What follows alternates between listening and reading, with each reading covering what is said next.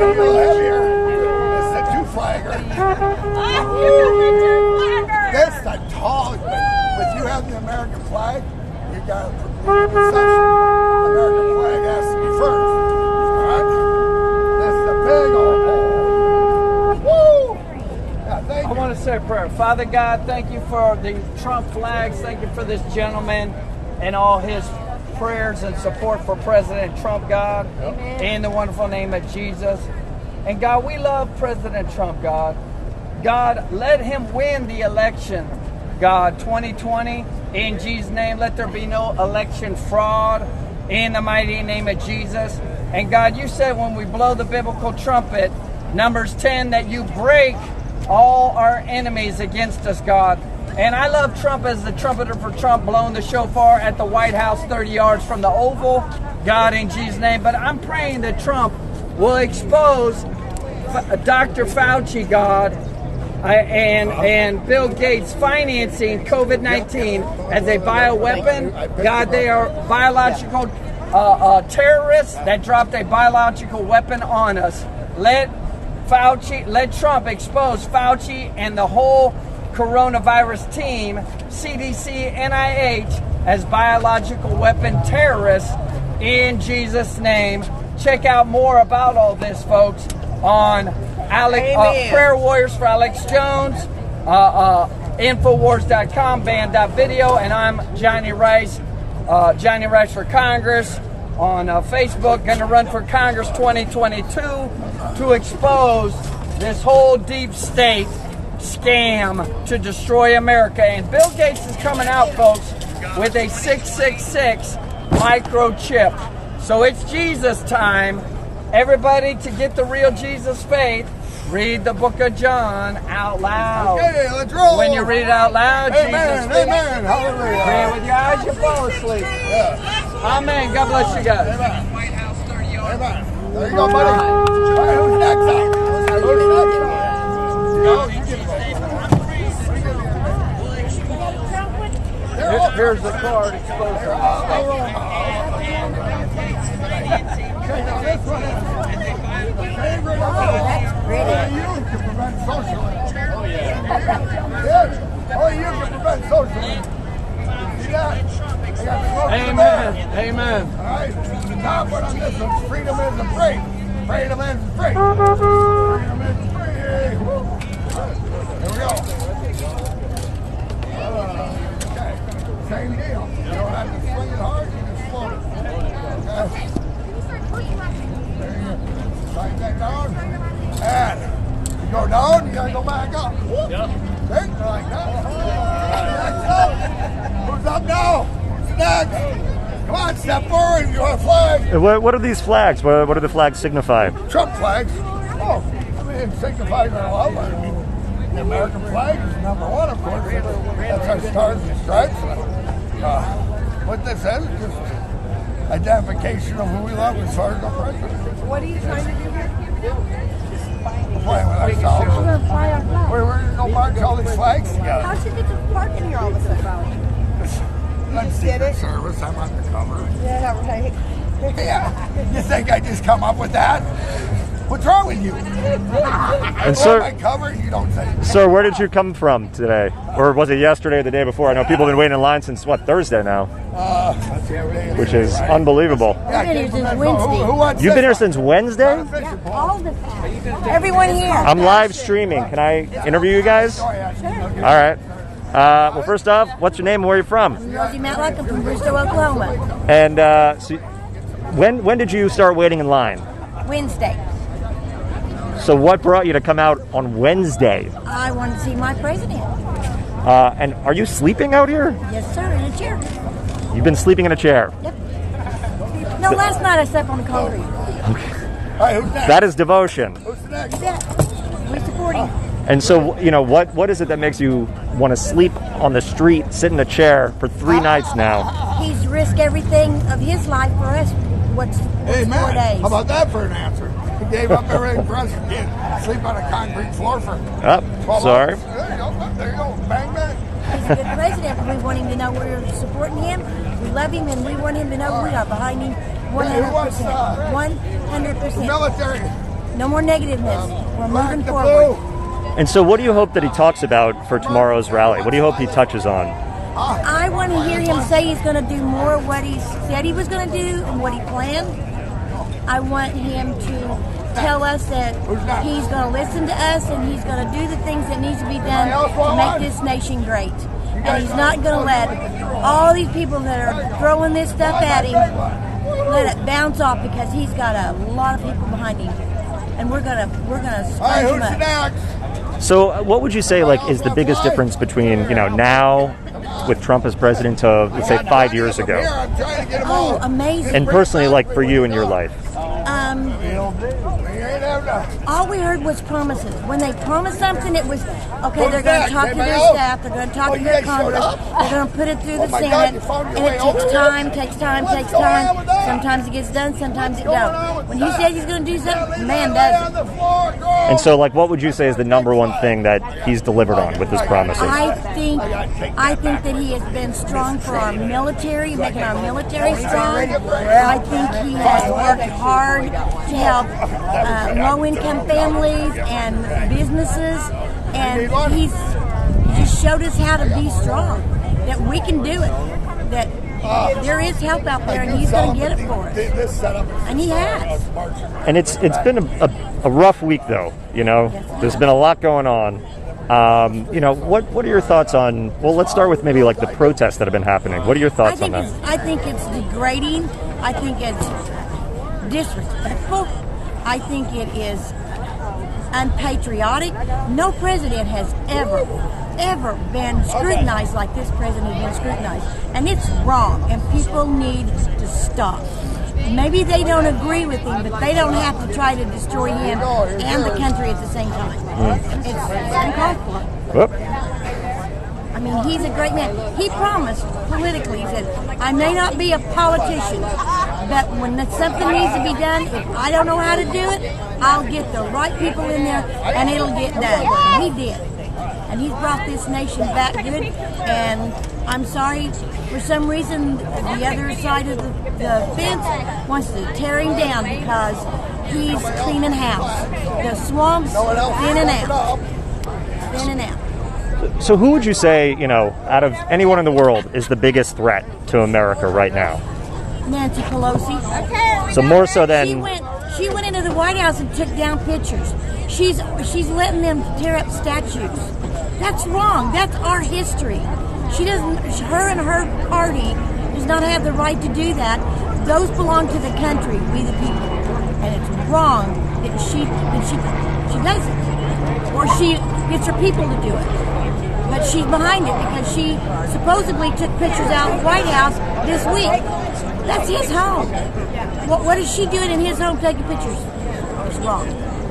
So more so than Russia, China, Iran, you would say that Nancy Pelosi takes the cake of the biggest threat. I think she's spreading hate in this country, and that's bad. That's bad. So what would you say would be the biggest change that you want to see implemented? I want our country united. I don't want to see our country split. I want people to agree to sit down and talk things through instead of being spiteful, deceptive, spiteful, mean. I want our country in peace. And how do you think we can get there?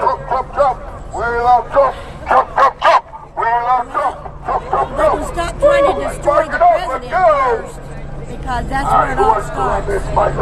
And also, sorry, I know I'm asking a lot of questions. I hope this is okay. But what do you think, in terms of the press and the role of the press and what's been going on?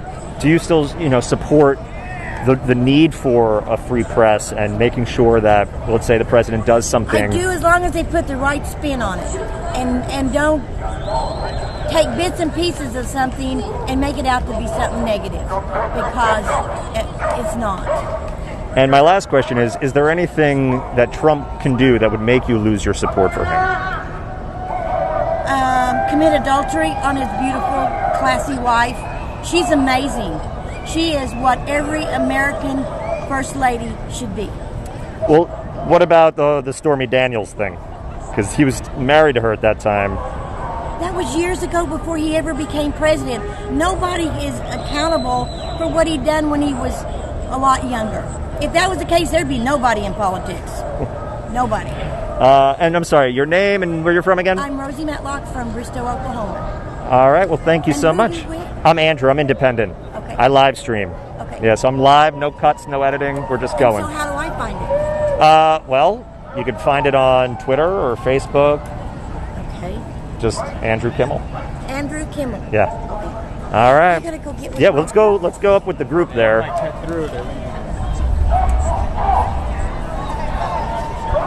So hi everyone. I made it to Tulsa about an hour and a half ago. I'm about 3 blocks away from the BOK Center where Trump's holding his rally tomorrow. So I wanted to go talk to some of the supporters that have been in line. The woman I just spoke with has been in line since Wednesday. So she's been sleeping in a chair and even on the pavement one night.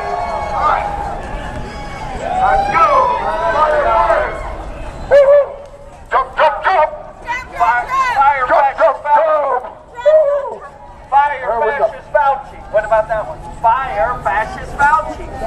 Too long. Fire fascist Fauci. Fire fascist Fauci. How about you,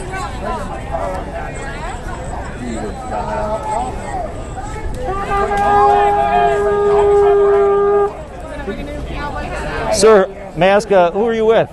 I'm with Prayer Warriors for Alex Jones, Prayer Warriors for Trump. I'm Johnny Rice.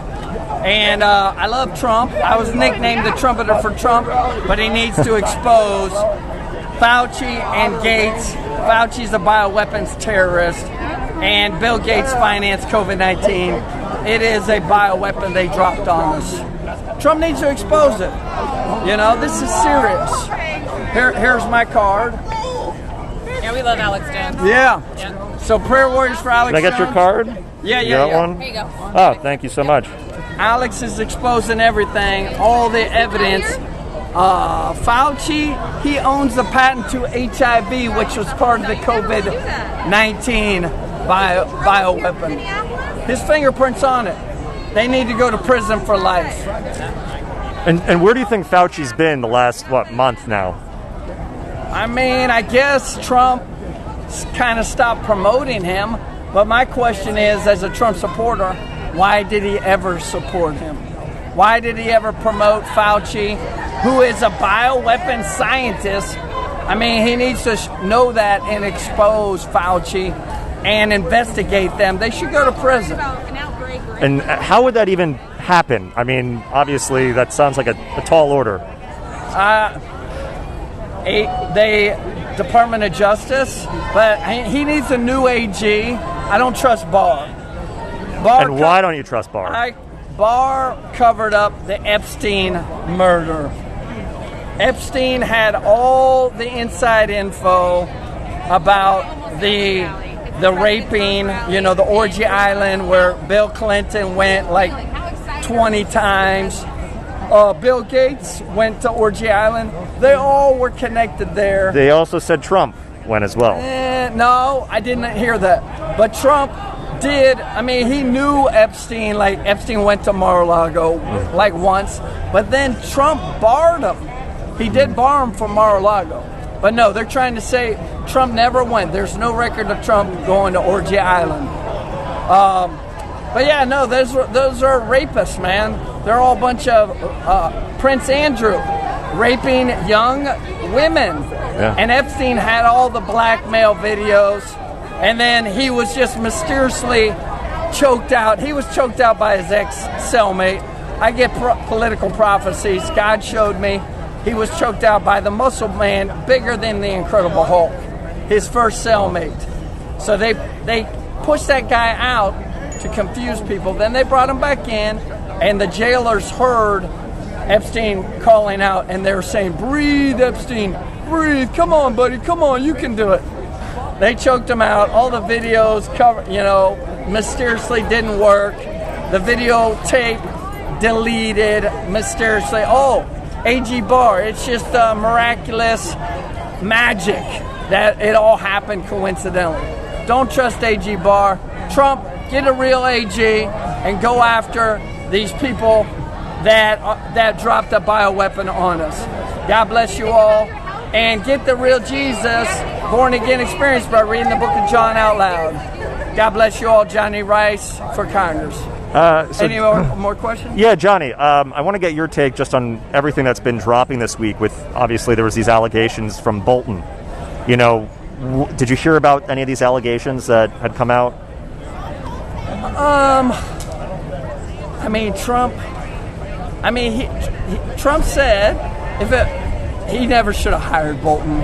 I mean, my issue with Trump is, why do you hire people like Bolton, who's a neocon, a war hawk?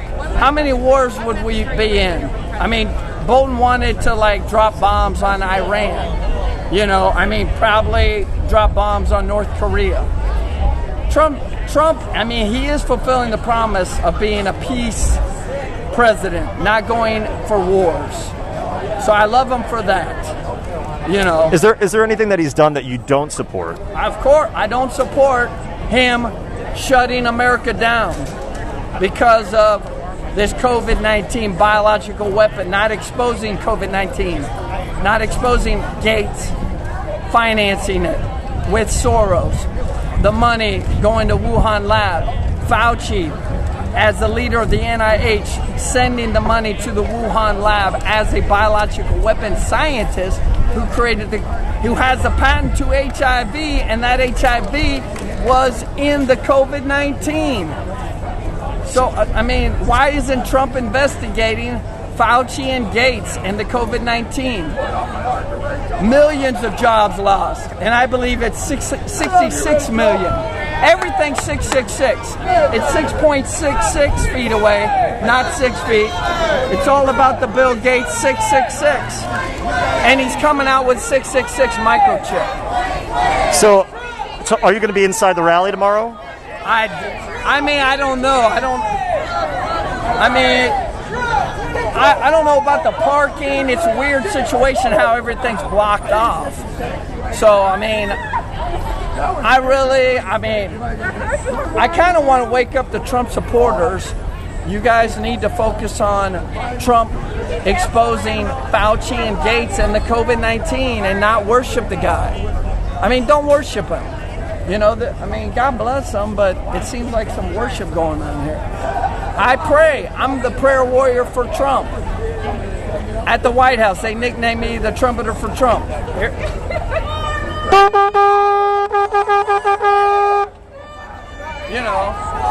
So blessings to everybody in Jesus' name. Yeah. So if you were to go inside tomorrow, would you be wearing a mask or no? No. You don't need to wear the mask. It doesn't block the COVID-19. The N95, it doesn't block it. The filter is still too big. It's a nanotech bioweapon. So it still goes right through it. This is a fraud. But, you don't need to wear it. It's all about shutting us up. Don't talk. Put the mask on. Stay in your houses. Take Remdesivir, $1,000 a treatment versus $20 for zinc and hydrochloroquine. $20 will knock it out. Last question for you. You did mention about the prophecy and that you heard, can you explain this with Epstein? How does this happen with you? God has been giving me end-time prophecies since 2009, July 3rd, and he spoke to me, Obama is the chosen one to be the Antichrist. Revelation 13:1. I wish it was Hillary Clinton. If Hillary Clinton was the Antichrist, even Satanists would reject the devil. They would follow Jesus. Everybody hates Hillary. Obama's the chosen one, with Pope Francis as the Revelation second beast, 13th second beast, false religious prophet to bring all religions together to worship Obama, to get the Bill Gates, it'll be called the Obama chip. Watch that with the United Nations 10 division world government. Revelation 13 coming to pass. This is your shirt really quick. And this is the message, y'all. The blood of Jesus Christ forgives and cleanses all sins. All right. Well, And to get the real Jesus faith, read the book of John, guys. all right. And your name one more time. Where you're from? I'm Johnny Rice for Congress, Prayer Warriors for Alex Jones, Prayer Warriors for Trump Facebook page. And where are you from? Austin, Texas. I just moved there to support Alex Jones, to start that group, Prayer Warriors for Alex Jones. All right. Well, thank you for speaking with me. God bless you guys. Yep. Put the video on my page. I'm live right now, man.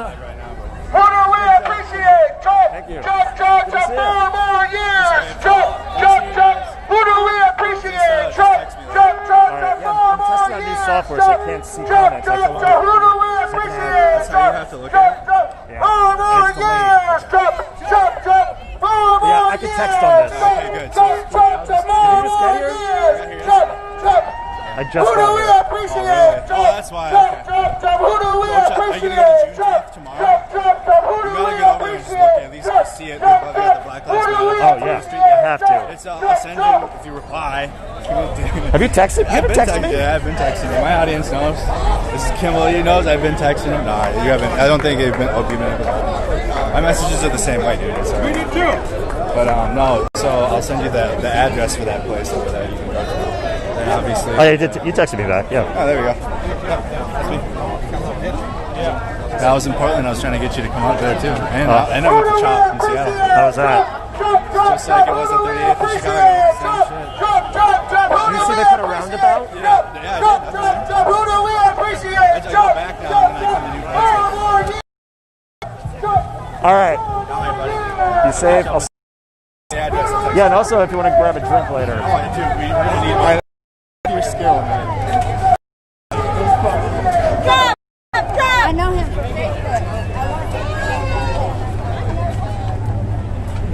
All right, so guys, I'm streaming on multiple platforms right now. I'm testing out new software, so it's going to be hard for me to read comments, but I'm going to read Facebook comments. Just know that it's like 40 seconds delayed from my phone.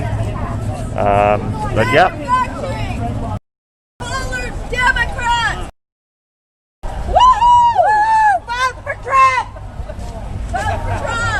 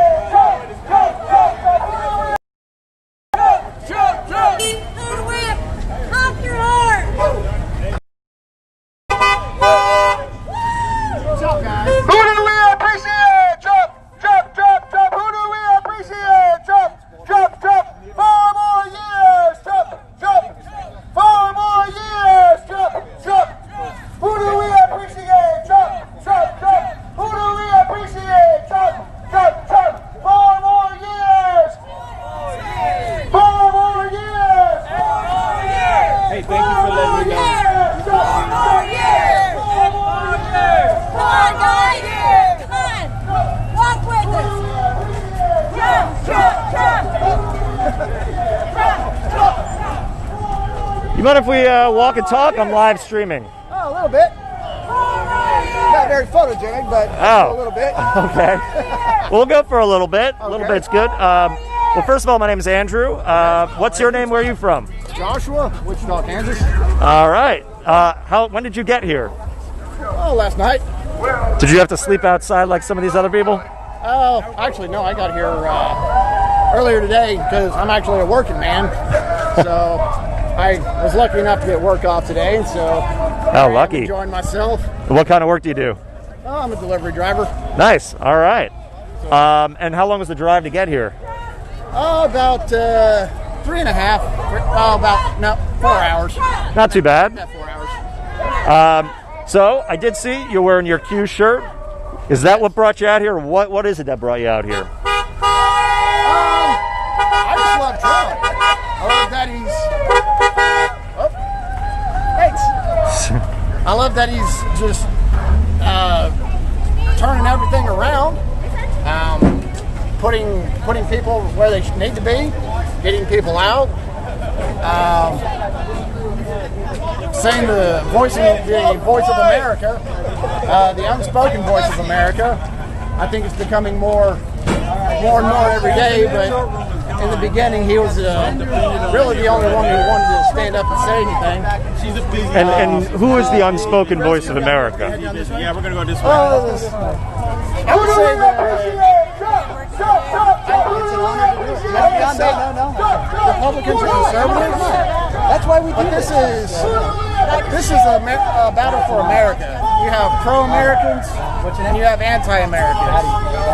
And it's been that way unspoken for several years, even before I was born. I'm almost 31 now, and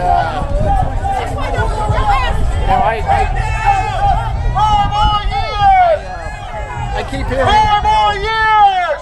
Conservative, liberal. 4 more years. Okay. Yep. But really, it's those who love America and those who are against America. So, with everything that's been going on, there's a lot of protests, a lot of civil unrest in the past, month now. What are your thoughts on the people that are protesting? Are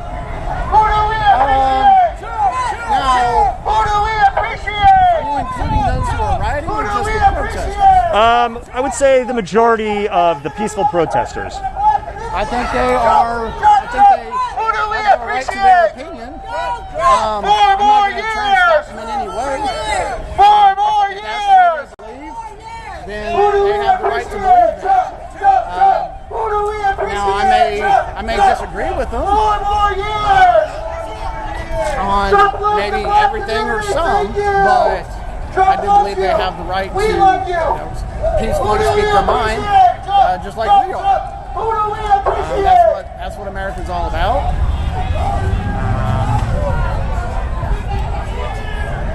But I'm all for them speaking their mind. And so the rally's tomorrow. Are you going to go inside? If I'm a fortunate one, yes. That's what I came here for. I wanted to see Donald Trump with my own 2 eyes. I've watched. Let's go. I've watched a handful of rallies myself on YouTube. I think they're great, and I'm hoping that this is an opportunity I can see him with my own. Q drops lately, and what do you think? Is Trump going to tip his hat to any Q drops? I won't say he because we believe it's a group of people, but no, he's been. I'd say over the past week he's dropped some. Today he's been silent, but no, there hasn't been any tips really on what's going to happen. But was in October of 18, so about a year after he started posting. And do you get your information through Reddit or Twitter or where? I get it through a QAnon app. It's just I can't think of the word right now, but it's they go and grab the posts off of the site and aggregate it for you. There we go. I was trying to think of the word. Makes it a lot easier for those who.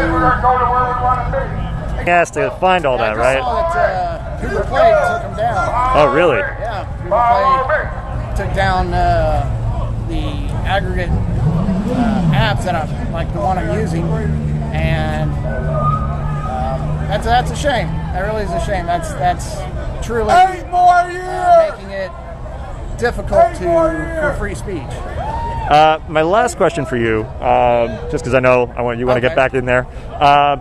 But how has your life personally? How has it changed, and for the better, from let's say 5 years ago to now? Things were looking pretty grim before Trump's election. And America couldn't have taken any more. He really did He stepped up right in time. Literally like the knight in shining armor. I mean, that's a cliche example, but it really is true. And so, personally for you, like what has improved within your life? He has restored my hope. He has restored my hope in the future, and I mean, I believe in the American people, but it sure doesn't help when people at the top have great means of suppression. It sure doesn't help. He came in, broke those chains, and gave the American people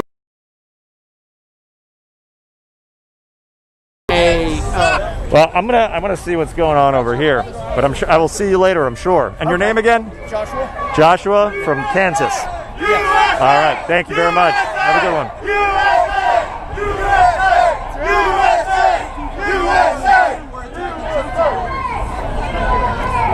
So why how come they don't acknowledge when Antifa and Bama violent towards people? What's going on? I mean, I'm just curious. Why won't the media acknowledge that? Why won't the media acknowledge it? I'm talking to some. I mean, everybody really wants to know that. Not one thing. There's But CNN constantly will not tell the truth. Or they don't care. I'm anti-violence. Violence is bad.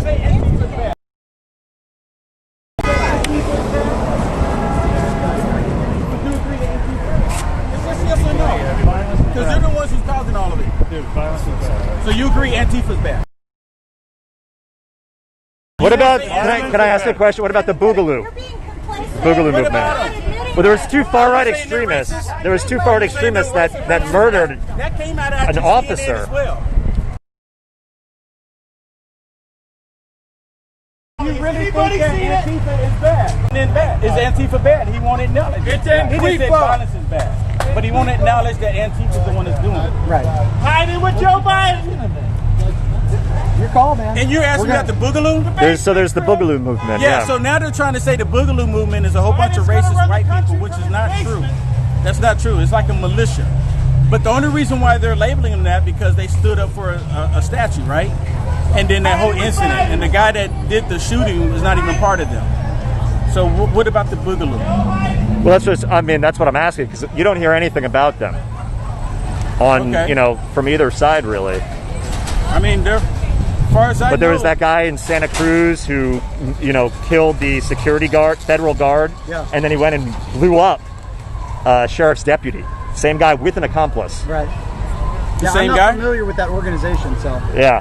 The same guy? Yeah, same That guy. did the shooting on the street? Yeah. But they already said that he wasn't a part of the Boogaloo. They said there was ties on Facebook to the Boogaloo movement. I mean, we all here tied, right? Well, yeah, I'm tied with. I mean, they say Proud Boys are a hate group. They say I'm tied with them. They say you're a white supremacist, which is nonsense. All right, let's keep going, guys. If you're just joining us, we're here in Tulsa. Will just had a little fun with CNN. I missed that part. I mean, I was just trying to ask him.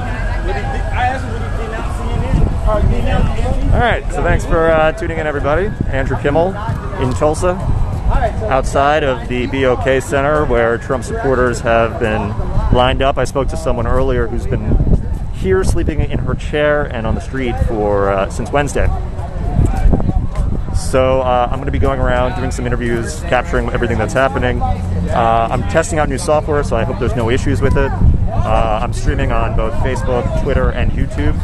But I think I'm only going to be monitoring comments from Facebook, and I'm working off of a 40-second delay. So I don't know if I'll be so quick to respond to all your questions or to ask the questions that you're interested in learning more about, but I'll do my best.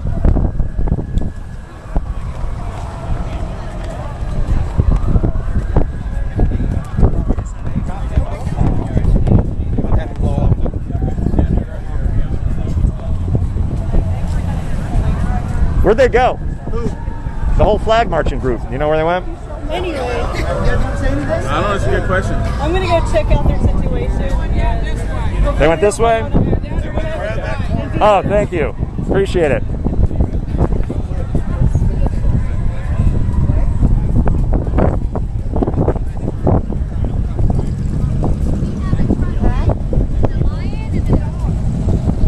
So, if you guys are just tuning in, I also interviewed someone who claims that he was given a prophecy and went into a whole thing about Epstein and how God told him what happened. Okay.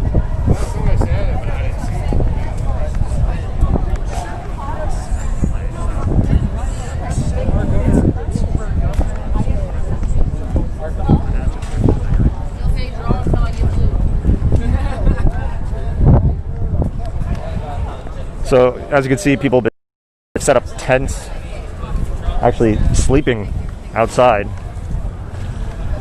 to go into tomorrow night's rally, which usually lasts all of an hour to an hour and a half.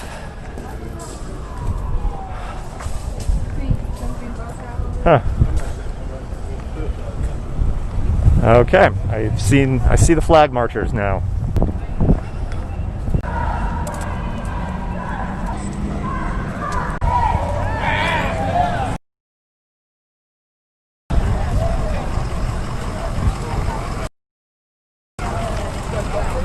That's a big flag.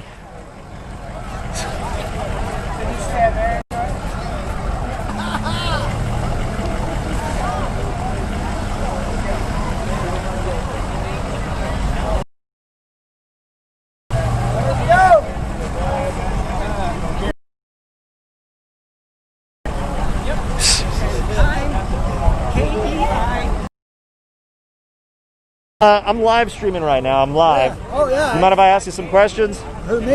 Yeah. You're the closest one to me right now, so. So it's okay? 5 miles down the road campaign. After this pandemic.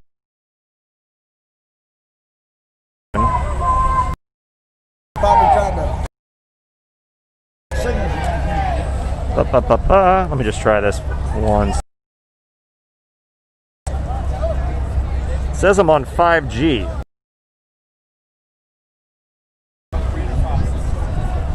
Yeah, you know what? It's this 5G. Damn it. And I don't have a choice. I can't like select 4G or anything. That's all right. Wait, now it says I'm back. It says I'm back. All right. Okay. So, yeah, what I guess would be the thing that you are most excited about tomorrow? To get to hear my president list all the things he's already done and all the promises he's made that he's kept and which ones are still left to be done, he's going to go after them. And I know when he wins in November, he don't have to tolerate nothing because he don't have to run again. He's going to be on fire to get done what he promised. Right on, Cowboy Johnny. And what would you say, you know, compared to, let's say, 5 years ago, how has your life gotten better? I can put it this way. My income has gone up. I'm getting more hours. My taxes have gone down. Life has been great. Up until a couple of months ago with this pandemic. But then I was fortunate enough to be an essential employee. I've not missed a day's work. My hours went down, but I've not missed a day's work. And I'm still here. And do you mind if I ask, what kind of work do you do? I'm a metallurgical technician. I inspect metals for the military, aerospace, Very cool. automotive, pretty much anything. And so there's been a lot of civil unrest in the last month. What are your thoughts on what's going on with the protests? With the protests, I can get behind. But where it gets to me and makes me angry is if you're protesting and you see some of your people get out of line, we've already had to put some of ours back in line. It's your duty. That's your thing. You need to help the police get them, or otherwise you've lost credibility. So that's my only complaint with the protest. If you're gonna allow the people that they're tagging along on your little program, so if you don't help get them arrested, you're just as guilty as they are. And how do you see, or what would you suggest in terms of bringing America back together? Just because there's so much division right now. The only thing that's going to bring it back together is when both sides say, I'm tired of saying my life is more important than yours. You're either going to have to stop thinking that you're the only person suffering. We're all suffering. We all don't get the thing, the perfect American dream. Yeah. And until we come together and say, we'll look out for you, you look out for us, and we're going to work there together, it ain't ever going to change. But we've all got to stop accusing the other person of why something didn't happen good for me.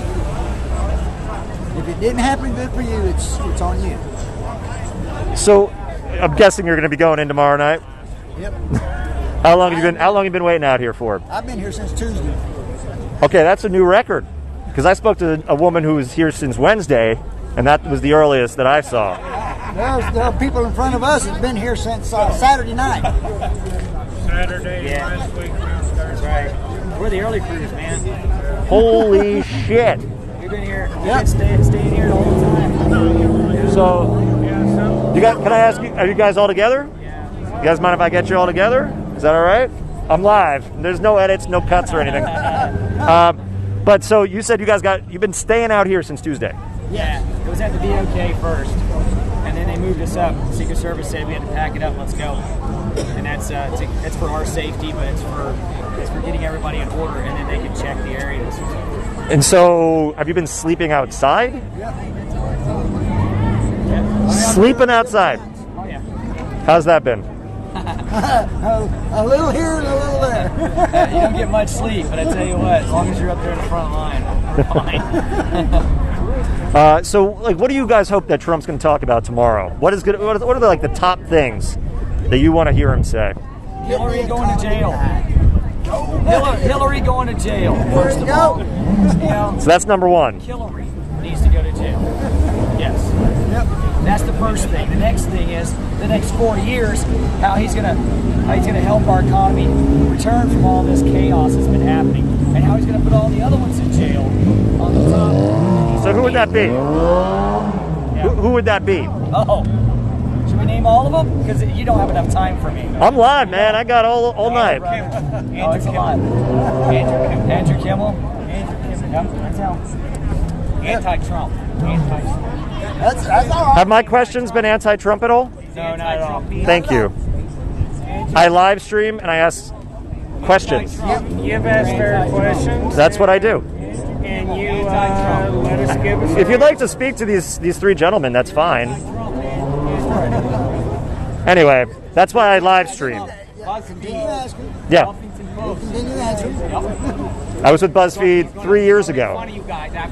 No, I'm live right now. He makes fun of people after he makes videos. No, I don't do that, my friend. I'm live right now. You can watch it if you'd like. Later on Twitter, go down your Twitter feed. Please do. Yeah, I post things that. Do you support President Trump? I don't support our government in general right now. President Trump. I said I don't support our government in general right now. I think there's a lot of problems. That means the president too. I think there needs to be a lot of changes. How do you feel about President Trump? Excuse me, sir. I was doing an interview here. Good for this country. I was doing an interview here and you interrupted. And we were having a nice conversation. You're anti-Trump. You know, this is America, right? Can't you have different beliefs? Anyway, yes. I was the head of live video over at BuzzFeed News for 2 years, 3 years ago. So, and now I'm independent. You guys can watch right now. This is live stream. So anyway, yes. You're not going to humiliate me. I'm not trying to. I'm literally asking everyday questions. I'm right here answering your questions. You've asked me questions. I've answered them. And have I been, asking any gotcha questions? Well, all of them, when it's asking those kinds of questions, seems like a gotcha, but it's not. It's not. It's a legitimate question. It's a legitimate question. But it's accepting our answer as being a legitimate answer. My whole thing is I like to speak to people. Yeah. That's why when people say, are you anti-Trump? I don't say yes or no because I like to have conversations with people because conversations are the most important thing that we need to have. So what this gentleman's doing here, which is trying to instigate, it's not conductive to anything. Well, I mean, I don't find it instigating. I think everybody has a free speech. Of course. If he wants to walk up and tell me who you really are, instead of you telling me that you're anti-Trump. I never said who I wasn't. Exactly. So, Then we decided to talk to you, didn't we? Exactly. Okay. And I just want to make sure my questions are fair. Right. But being made fun of for something that's We are not live. talking about? Exactly. Am I making fun of you in any way? You can follow me on Twitter. You can follow me on anything. It hasn't been edited. Because I'm not editing this. This is a live stream. That's why I do that. Exactly. So he don't have time to go back and edit it and Photoshop. Live. I believe it. Yes. Thank you. Thank you. I've been here answering your question. I know, and I appreciate that. And that's the way this country's got to be. Everybody's got to come together and talk it out and work things out. Exactly. Or the same stuff is going to continue to happen year after year. Same thing with all this racial stuff going on right now. Until everybody stops arguing, comes together and says, okay, it's not your fault, it's not my fault, it's just a situation that is. How are we going to fix it? Exactly. The Constitution isn't just for Republicans. It ain't just for Democrats. It's not for just one person or the other. It's for all of us. So if everybody can come together and work things out, that would be better off. And that's why I was asking, how do you guys think that the country can actually unify again? Because people are so divided right now. On both sides. Yes, until Trump, and I'm going to tell you, everything he's promised, there's a few things he hasn't been able to fulfill just yet. But he has attempted, and he's been roadblocked. Yep. But everything he said, he has legitimately worked on. And there has not been a politician in years that's ever done what they said. They would get in, and then they give excuses for why it can't happen. And that's why I say, in terms of government in general, how many years has this been going on for where nothing's been getting done? For too long. It wasn't just Obama. About 50, 60 and it wasn't just Bush, and it wasn't just exactly. It wasn't just the Bush senior. It's been So- going on for a long time. Would you say that it's important in terms of like getting money out of politics? That's always been, and that's one of Trump's goals, is making changes to where these people quit becoming millionaires just because they got elected to office. Term limits. I will push back on that one though, only because of, in terms of who's been in the administration, this idea of draining the swamp. But meanwhile, you've got people like Steven Mnuchin, people that are legit swamp creatures that have been benefiting from even the pandemic. Well, let's put it this way. Those are the very people, though, that are instituting and enacting the things Trump has said that they really don't 100% agree with. Yeah. But they are doing, he's the president. What you want don't matter. You give him your opinion, you give him your feedback, but it's Trump makes the decision. And when he makes the decision, it's up to you just to execute it. My last question to you is, what if Joe Biden wins? We're in trouble. Well, what if Obama won? What did we do? We lived. Yeah. You said in terms of getting in trouble, where do you think the country would go if Biden wins and not Trump? There'd be a lot more racism. There's a lot more racism, a lot more poverty. Crime rate's going to go through the roof. There's going to be more people locked up than we've seen in a long time. Because when you start taxing the people too much, when you start pulling all these little games, people become more and more poor, more and more struggle. That's going to increase the crime rate. Because the Democrats is wanting more along the lines of people wanting to depend on them for money instead of us getting out earning, Staying the night over here making a paycheck for our families and what we want. Did you guys get the what was it, the surplus at all? I did not qualify. It was a $1,200 check. No. I didn't either, so. All right. Well, listen, I appreciate you guys talking. Oh, you did get yours? No, I said I don't mind. Oh, I don't mind either. I'm okay with it. I'm making some money, a little bit, but. Do you get to go to McDonald's when you leave? Oh man, I would love to get some McDonald's. I've eaten one thing today. One thing. Great energy. You guys need to get a grill or something out here. Yeah, the only thing is we have to have or the food trucks. All right, listen, gentlemen, I appreciate you speaking with me, even though we may have differing views. I hope you found that this conversation was done in a respectful manner. It was. Thank you. Appreciate it. Have a good one. Be safe.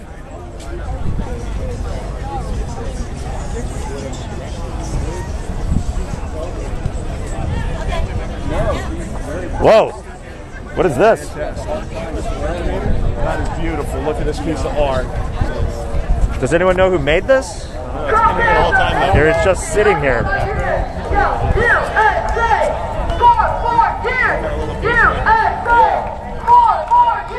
Is that made out of steel?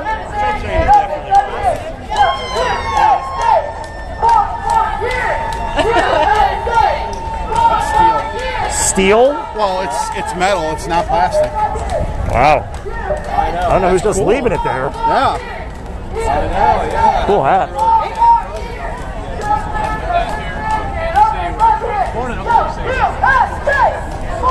So yeah, there's definitely going to be a lot of right-wing trolls that are here, particularly live streamers who want to out me, which they are more than welcome to do. I'm not doing anything bad or silly or not looking to make anyone look incredibly stupid. I like to have conversations with people, ask them questions, and that's the purpose of the live stream. So if you guys have any questions that you want me to ask, put them into the comment section on Facebook. That's what I'm monitoring right now. Also, feel free to share, retweet, so we can get some more people on the stream. And that's it. Do some more interviews with people that have been camping out here.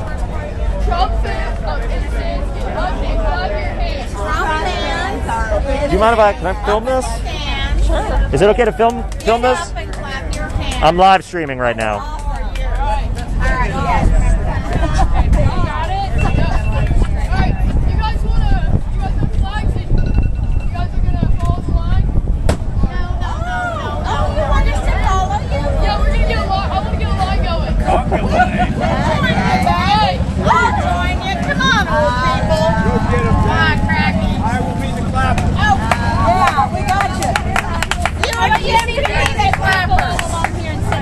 I hope that clappers are not the clap.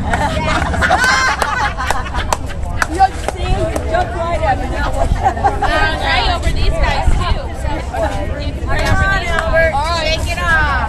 Come on. You gotta march with these. I'm in front of them. All right. Yeah, me too. Where are we walking to? Where are we going with that? You guys don't want to. You guys are in charge. Get up! March me out these people. We need you on our cheerleading.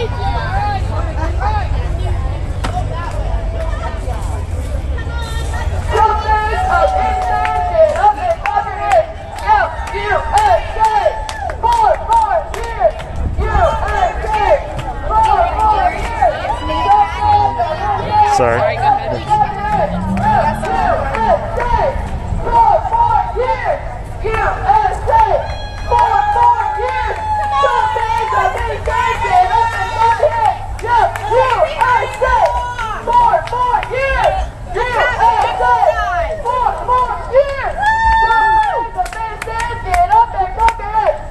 USA!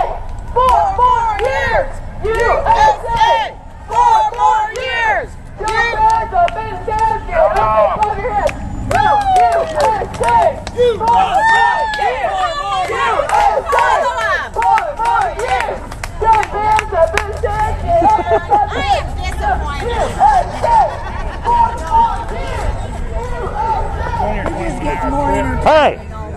It's quite entertaining.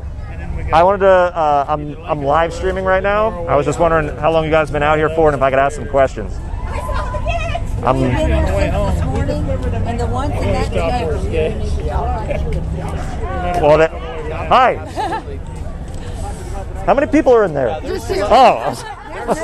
They're celebrities. Okay. Hi. Who are you guys? Hey, how's it going? My name is Andrew. I'm live streaming right now, so we're live. Just wanted to ask some questions, if that's okay.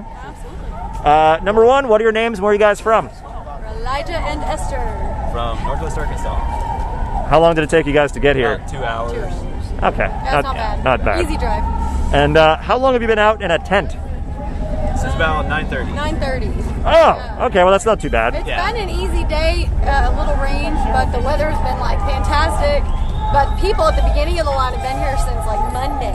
I met someone who was in line since Tuesday. I haven't met the Monday All-Star yet. There's an older couple who's at the very beginning. I don't know if maybe they've left and come back, but they told us they've been here since Monday. Oh my gosh. Yeah. Well, what brought you guys out here to come from Arkansas and to set up a tent? Donald Trump. The president, see him, you know, We love he's it. amazing. We want to show our support. And have you guys been to any of his rallies before? I've been to one, but we didn't get in. And he has not. This is the first one for me, so pretty excited, you know. This close in the line makes it worth a tent, and you know, get in, see him, hear actually what he wants to say to everybody, you know, directly from him without any filters over him or anything. Well, like Twitter. Yeah. Exactly. It's important to us as political activists to be able to see things firsthand. You never know how the media can change something, even if it looks totally legit. So we love seeing things firsthand so we can tell people ourselves. And that's why I live stream. Yeah. Exactly. Like you actually hear exactly. Yeah. USA! 4 more years! USA! 4 more years! I think everybody here is just getting like super comfortable, and we're like very much in our comfort zone now. So, are you guys sleeping out here tonight? Yes. He'll be in another tent. But you brought what? Sleeping bags, pillows. Bags, we got cool rafts for underneath our sleeping bags. The big catch is we can't take anything in with us, so if we're able to, we made sure everything we brought out we were either willing to get rid of, or we'll see if we can take some of it back to our car. But yeah, had to plan carefully. We hear that song one more time and I'm cute. You know the one I'm talking about. I know the one she's talking about. I know. Y'all think they're so novel. Oh, I'm going to do this like nobody else has done it before. Right? You guys look so cute. Thank you. So, what do you guys hope that Trump talks about tomorrow night? Like, what are the big issues for you? I mean, there's so much to catch up on right now.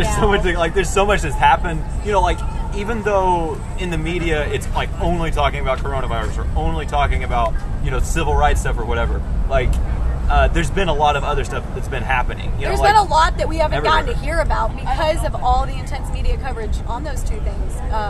So I mean, like, we haven't heard from him in this way in so long. I mean, for a while we heard from him daily with the virus, but it was all about the virus, and so like looking forward to hearing a triumphant Trump back. And yeah. And I obviously Arkansas, it's a bit different than Oklahoma, right? Oklahoma's like fully open now, right? Yeah, pretty much. It's like the third phase, so I guess there's like still some things to it, but it's pretty much open. And how's it been in Arkansas? It's hit or miss. It's kind of up to the business right now. I mean, they're still like a little bit farther behind. They're doing massive testing, so of course they're gonna come up with big numbers, and then if anybody, people might want to look at the numbers and see like, oh, well, it's supposedly big or whatever, but like if we can really trust the numbers, like they'll say like, oh, there's 100 people in like a chicken plant or 200 people that tested positive, but none of them had any symptoms. They were all doing fine. Like a common cold would have been way worse. It was like there's only like one person that had any symptoms out of like 200. Yeah, there's definitely people that it's been very devastating for them. But we have to reopen sometime. Are you guys concerned at all about going inside tomorrow? I know there's a lot of concern. We pray for our health. We have some hand sanitizer there. Yeah, I mean, I think we're pretty safe. Like, I'm not concerned. Like, I know there might have been like some conspiracy reports about people trying to spread it, trying to make it a peak event. Yeah. So like that's that's not on us. That's the people protesting us that have been saying that kind of stuff. But so I mean, we look at it just like the protesters who've been out on the streets and mass close quarters, and I know they've been outside and everybody's saying this is indoors but it's different, but the media's just said they're exercising their rights, this is important to them, and like it's exactly what we're doing. So they have the right to go out and exercise their rights, and that's what we're doing. We're saying like we're still here after this all happened, which I think we both think that it's been, the media's used it to try to get rid of Trump. So we're like, hey, we're still here. We're really strong. I know they wanted to push it as long as possible, make mail-in voting a thing, mail-in ballots, and then they can harvest the ballots from everybody and illegal votes and all this other terrible stuff that just totally messes with our rule of law. Like a photo ID for voting is like very wise. I think that's not going to happen with Corona measures. So yeah. Are you guys going to be wearing masks tomorrow inside? If they require them, but otherwise. Yeah. Otherwise, like I'm not. We have some bandanas with American flags on them, and we have. It's definitely thematic. Like we're not going to be all we're going to be all patriotic. So like well, I could see your shirt. Well, exactly. He's going to be dressed in a red tie and suit. Oh. Yeah. You're getting all fancy. Oh yeah. He will wear a suit any excuse that he's got. Exactly. And I guess one of the last things, and I just blanked actually. You mentioned something about political activists. Yes. Yeah, so we're doing some live streams too here, Young and Deplorable on Facebook and YouTube, and so we do a lot of that. We've been heavily politically involved Social media. for We got the past involved several in years. just fighting policies that come against American freedoms, and like what? What would be? What's like your go-to? door-to-door phone calls. We'll do all sorts of stuff. We're involved in a lot of economic stuff.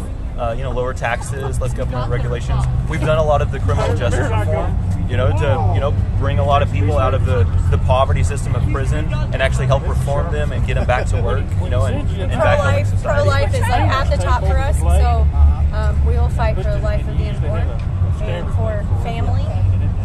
And, pretty much everything Trump fights for is you'll see us out there going for it too. And then my last question is, how are your lives better personally? Let's say from 5 years ago to now. We're encouraged. I think. Yes, very encouraged. Like there's hope. Like sometimes over the past decade, there's probably been times people look at it like, well, maybe America's not worth something anymore. But there's a lot of hope now. I think that's a really big thing. There's a lot of hope. We've saved a lot of money, like just Tax Cuts and Jobs Act from 2017. How much money has it saved everybody? How much bonuses has it given everybody? Like that's something that's benefited us directly. So that's pretty amazing. And are you guys? Do you believe that corporate money, should still be in politics, or is that something that you guys are against?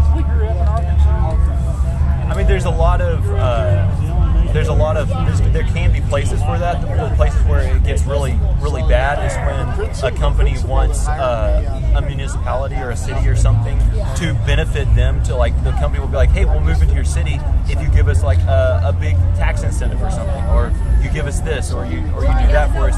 That's where it gets like a problem. We've gone up and fought against that ourselves. Just a small group of us, and one just in our city where we were going against some major corporation on a certain initiative, and so it can be. There's definitely places where a company that sees tax cuts, that definitely benefits the company. But all that money gets passed on. It gets passed on to their workers. They gave tons of the bonuses to everybody from the tax cuts, and so getting involved in that, things that help everybody. I don't see a problem with a company wanting to do that. I did appreciate the Johnson Amendment that was passed that just protected people from seeing that. I thought that was important as a business owner myself. And what kind of business? Ballet. Oh. Teaching dance. Oh, very cool. Awesome. So not that would directly affect us, that we make political contributions, but just being able to appreciate kind of that atmosphere and understanding kind of the ins and outs of that.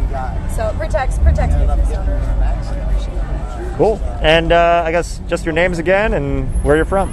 I'm Elijah Perro, and this is Esther Stein. We're from Bentonville, Arkansas. Cool. We're on Facebook as Young and Deplorable. Awesome. Anything else you want to add before I move on? No, it's awesome here. We're having fun. Tons of fun. All right. Well, have a good night. Yeah, Hope you guys get some sleep. I hope so too. All right. Bye-bye.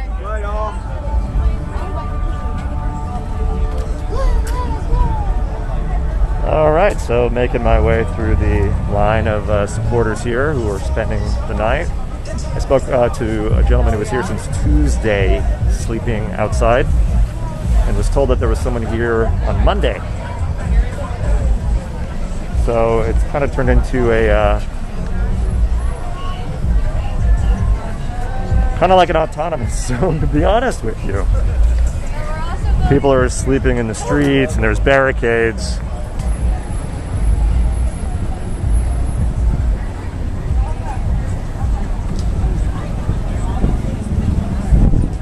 Yeah, if you guys are just tuning in, Andrew Kimmel live from Tulsa, just outside the BOK Center where Trump is holding his first rally since March, tomorrow night. He moved it. It was originally supposed to be today, which today is Juneteenth, and he moved it to tomorrow out of what he says respect for Juneteenth. So, yeah, I'm going to be live for the next hour or so. If you guys have any questions, just write them in the comments section. I'll do my best to answer them or get people to answer them if you have questions for anyone that I'm interviewing. And feel free to share this, retweet, depending on where you're watching from. Thanks for watching.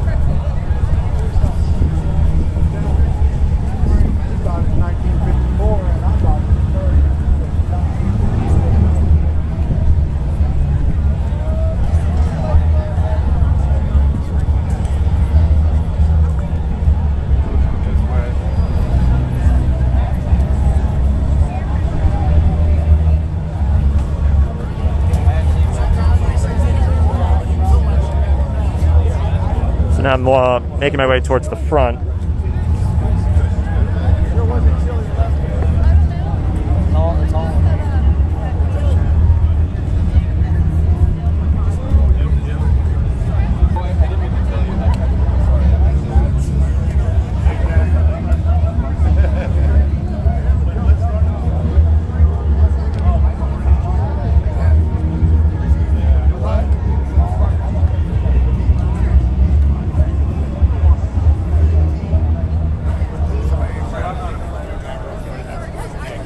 I don't know if you guys can see this. I'll try to zoom in. Wash your hands. Wash your hands. I wonder what we did before COVID. Do you? Did anybody ever wash their hands? Have you seen that meme that was like, I don't want to brag or anything, but I was washing my hands before we talked. Yeah. So this is right across the street from where the line of Trump supporters begins. You guys take care. Have a great night. Sir, do you mind maybe just reading? I'm live streaming right now, so it's kind of hard to read it, but can you read what does it say up there? Okay, the first one's pretty good, actually. Kind of. Sort of. Pray and vote. Protect. And then we go to the main one. Wash your hands, bastard. The next one says, this is the land made for you and me. That's a song. This is the land that was made for you and me. That was good. Jesus was brown. Jesus was brown. And there's still time to unlearn all your racist assholes thoughts you have. Shame on you for having that white privilege. That's the next one. Change starts with you. Here we go. This is important. COVID is real. COVID is real. On we go. So is systematic racism, and the new normal is. Screw that new normal. I don't ever want to hear that damn word ever again. Screw that new normal. I just open up America. That's why our president's going to push it. And that's why we're here. Because we're in the middle of the country. We're to show the whole country that it's time to open up America completely. Open up the USA. Let us be adults in this situation. And let us take the risk. Everything we do in life usually should have a risk return factor. I mean, not an investor, but I learned about investing one time in my life before I got stupid. But you always want a return on your investment, you know. You know, if you do a risk and it's something fun and exciting, but the risk is high, guess what? That's worth it, you know. Take that risk. Well, this is fun and exciting, but our risk level is low. Tiny. And it's so nice because they pushed it so hard, we realized that we're not having a Trump rally, you sillies. We're having a protest against the demon rats and the Biden and the Hillary crew, the Hillary mobs. So it's actually a protest. By us doing that, I mean, it just was amazing after we did that today, where once we declared that we were a protester, we could just feel that cloud of COVID say, oh, that's the protesters. It just dissipated. So we're healed with the name of protesters. How you guys doing? Where are you guys all from? So I'm from Los Angeles, and I'm live streaming on Facebook, Twitter, and YouTube. Okay.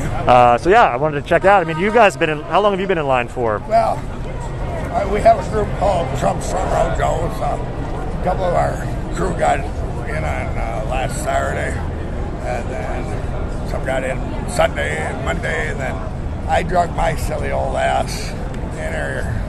They say yesterday morning, I think at 4 a.m. and jacked everybody up, and they were pissed at me for a day.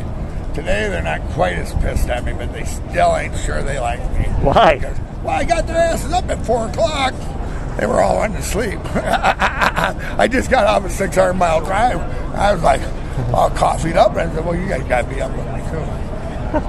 But they like us. We all get along good. It's a big crew here. Well, so, of course, you're going in tomorrow. Yeah. Are you concerned at all about, they're saying that with the health risk with COVID and all that? I kind of covered it earlier. No, I'm not concerned. My risk factor, what I decided was my risk factor, surely gets outweighed by the fun factor, the love factor. Why would I be afraid of something that 98% of the people that come down with it and catch something that they recover, that they make it through, you know? And yeah, COVID's real, but so is the swine flu. So is when you get bit by the little tear tick and you get Lyme's disease. That's real. Opiate addiction's real. Did we shut down the country for the 75,000 beautiful souls that OD'd? Oh, that was their choice that they did? Well, guess what? Do you know what's the number at right now for deaths with COVID? I guess I haven't even listened to that for the last 2 weeks. The last time I kind of was aware of it, they hit the dreaded 100,000. Oh! I mean, and out of that 100,000, you know what? I bet it wasn't 100,000. I mean, there for a couple months while we had that lockdown. It's really weird. You didn't hear anybody dying of car accidents. You didn't hear anybody dying of lung disease, smoking cancer. Nobody had anything but COVID. It was COVID. Yep, died COVID. It was weird. I mean, I had a cousin that was in this vehicle thing and got smashed up, and they passed, but it was a COVID accident. Oh my God. Really? Yeah. I mean, weird things all the way through. That's true story. A COVID accident. Oh my God. That's crazy. I mean, and it's just been a psychological push on us. I mean, we've been bombarded hard with psychological warfare. I mean, and to think a germ could scare so many people. I love our country, and I know many of us people love our country. But we have a lot of people that brag about how much they love their country, and they'll be there to stand for it if we need it. And I never seen those 3%ers or whatever run to their basement and hide just as fast as everyone else. Woo!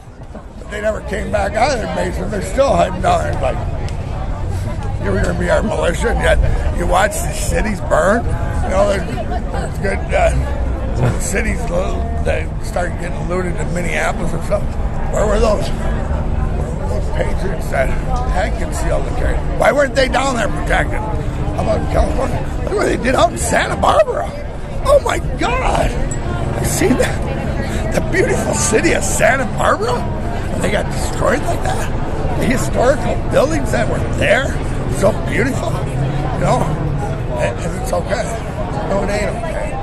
How did we get there? I mean, leaders, in different areas going, oh, wow, we got to let them be, So, who would you say, out of anywhere in the world, anyone, who's the biggest threat to democracy in America?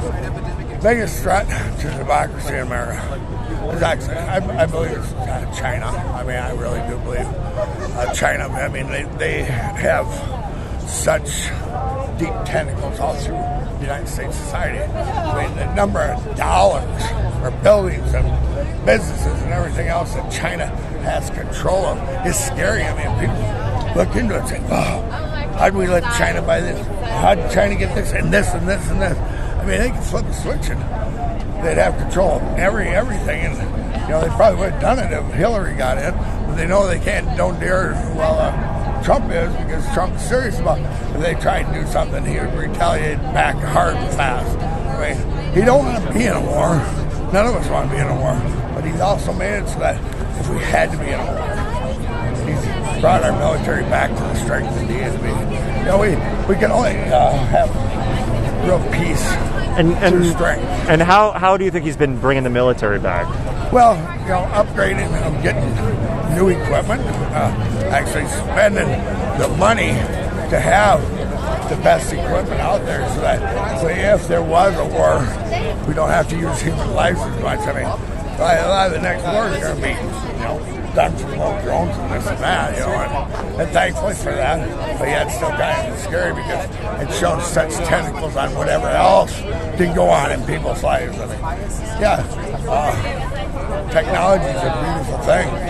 Technology fuck us just fast, worse than anything else. I mean, so are you on, do you support Facebook and Twitter and those sorts of things? Well, I'm on there because I haven't trained myself to puke out Facebook enough and be on Parler like I really want to. And should really be over on Parler. I mean, that's a creature of habit. I mean, we all become creature of habit. What's easiest? No, Facebook. So go to Facebook. Where we go. It's sad that they're censoring our president like that. If they're going to do one free speech, then better leave it free all the way through. But that's a whole nother subject that's a little bit out of my wheelhouse. But yeah. So I'm going to let you go. All right. Well, and your name and where you're from? My name is Randall. God, did you just see that, people? I just touched my nose. Oh, I hate it when I do that. Right out in public, I touched my nose. Anyway, I'm from Minnesota, Lakefield, Minnesota. So there you go. All right, God bless you guys. All right. Yeah, be safe. Thank you. Yes. Bye. All right.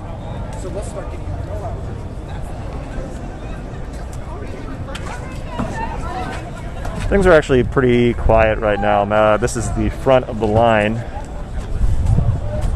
These guys have been out here since, I believe, Tuesday.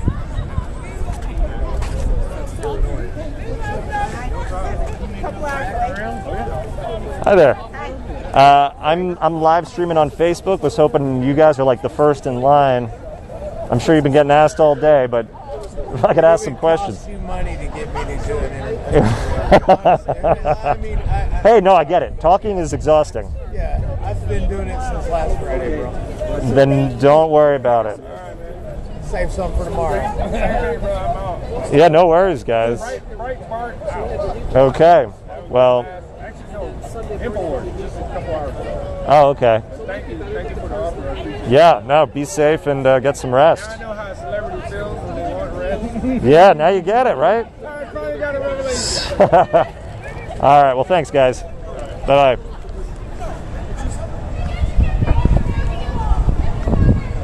So yeah, if you guys are just tuning in, Andrew Kimmel, live outside the BOK Center in Tulsa, Oklahoma, where Trump is going to have his rally tomorrow, first rally since March. Obviously, this is getting a lot of coverage. There's a lot of civil unrest that's going on. There's also a pandemic that's going on. where it seems to be a mix of people that are wearing masks versus those that aren't. I have spoken to a number of people that still believe that it's a hoax, and they said that if it's not enforced tomorrow, they will not wear their masks inside. It's interesting. Right across the street from where all the people are lining up, somebody put this in the window, which I just had the last gentleman read for me.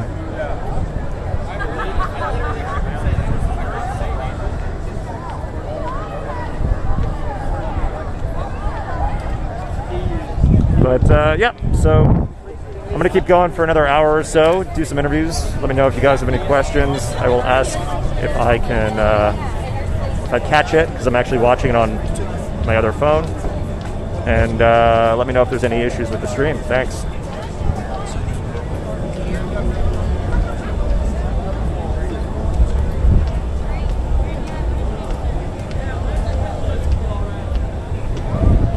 But yeah, people have set up tents, chairs. I've spoken to people that have been sleeping here since Tuesday. This woman said that she's been sleeping in her chair, and at one night she even slept on the pavement, which just sounds really uncomfortable. Hey man, I'm live streaming. Can I ask you some questions? I don't talk on this. No? Okay, that's fine. I'm not good at talking to the camera. Okay, well, thanks. My brother be here though. When he come back, he'll talk to you all day. Okay, thank you. Well, you know a lot of the reason why is that Flash show on the CW, they made him into like a recurring villain. And so I think that's why a lot of people have finally found out. And then they're going to put Deathstroke in the DC movie universe too. Because they introduced him at the end of one of the Batman, whenever they reveal the Flash.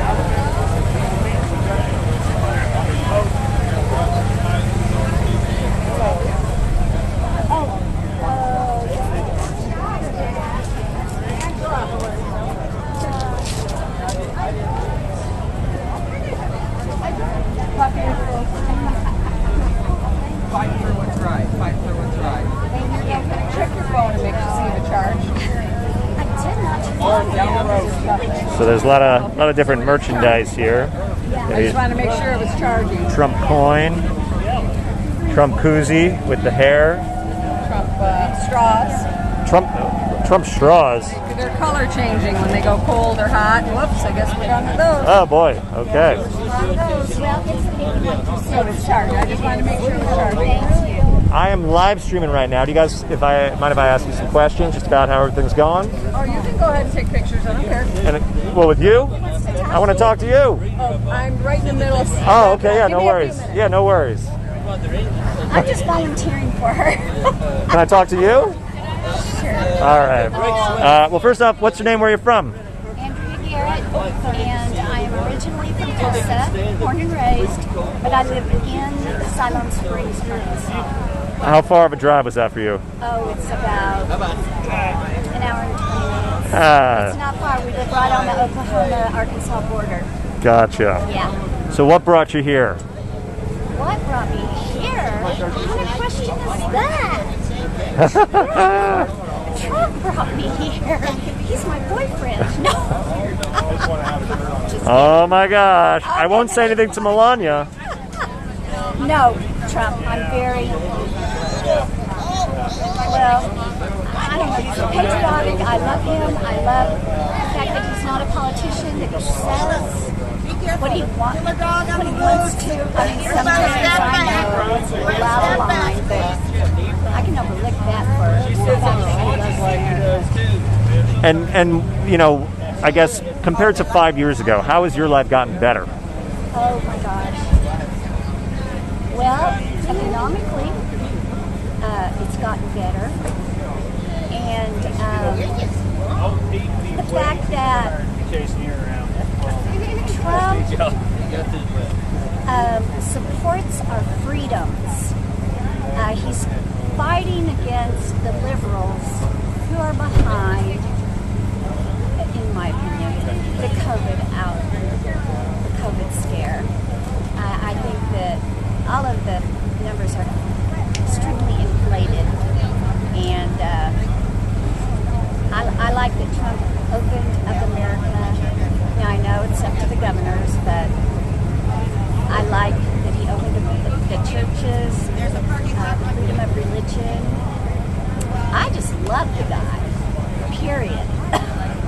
And so they're saying now that, the COVID numbers here in Tulsa, they're saying they went up 111% this week. Are you concerned at all with any of that? I don't believe that. So no, I'm not concerned. And so, oh, sorry, go ahead. No, that's a leftist lie, in my opinion. And so, if it is real, though, is that something that's, a little concerning, or are you not even going to wear a mask inside tomorrow? No, I will not. I will not, because to me, that just takes a little bit more of my freedom away. Being told that I have to wear something over my face. And no, I don't. If COVID was exactly what you said, I'm not concerned, and it's not out of stupidity. I'm a Christian, and I believe that I'm either, it's in God's plan for me to be protected and not get COVID, or if I get COVID, well, He knows it. He knows what to do. What are they yelling at us? He said he's lying to you. Oh, Trump. We'll see how this weekend goes. That's Black Lives Matter. By the time this weekend's over, we'll probably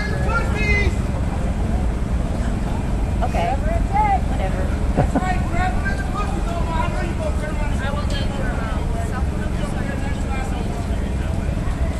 I'm thinking, I don't know why they feel the need to drive by and yell crap like that. God bless you! It doesn't change anybody's mind. Yeah. Well, what would change your mind? What is something that Trump ever did? Would you be like, you know what? That's it. I'm out.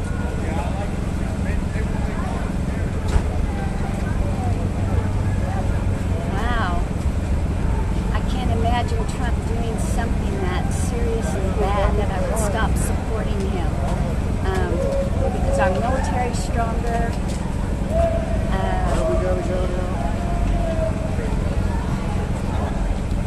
I don't think anything that he would do, unless he just made a total about face and didn't support everything that he supports now, it says. But he won't. I mean, he is who he is. And so, if that is the case, and, I don't know if you heard about Bolton and his book and all these allegations that have come out. Have you heard anything about that yet? Bolton. John Bolton. No. Yeah, his ex-national security advisor. Oh, okay. So he's coming out with a book. Okay. As one does when you leave the administration. Yes. With some pretty intense allegations. Scary stuff. Things about asking President Xi of China to assist with the election.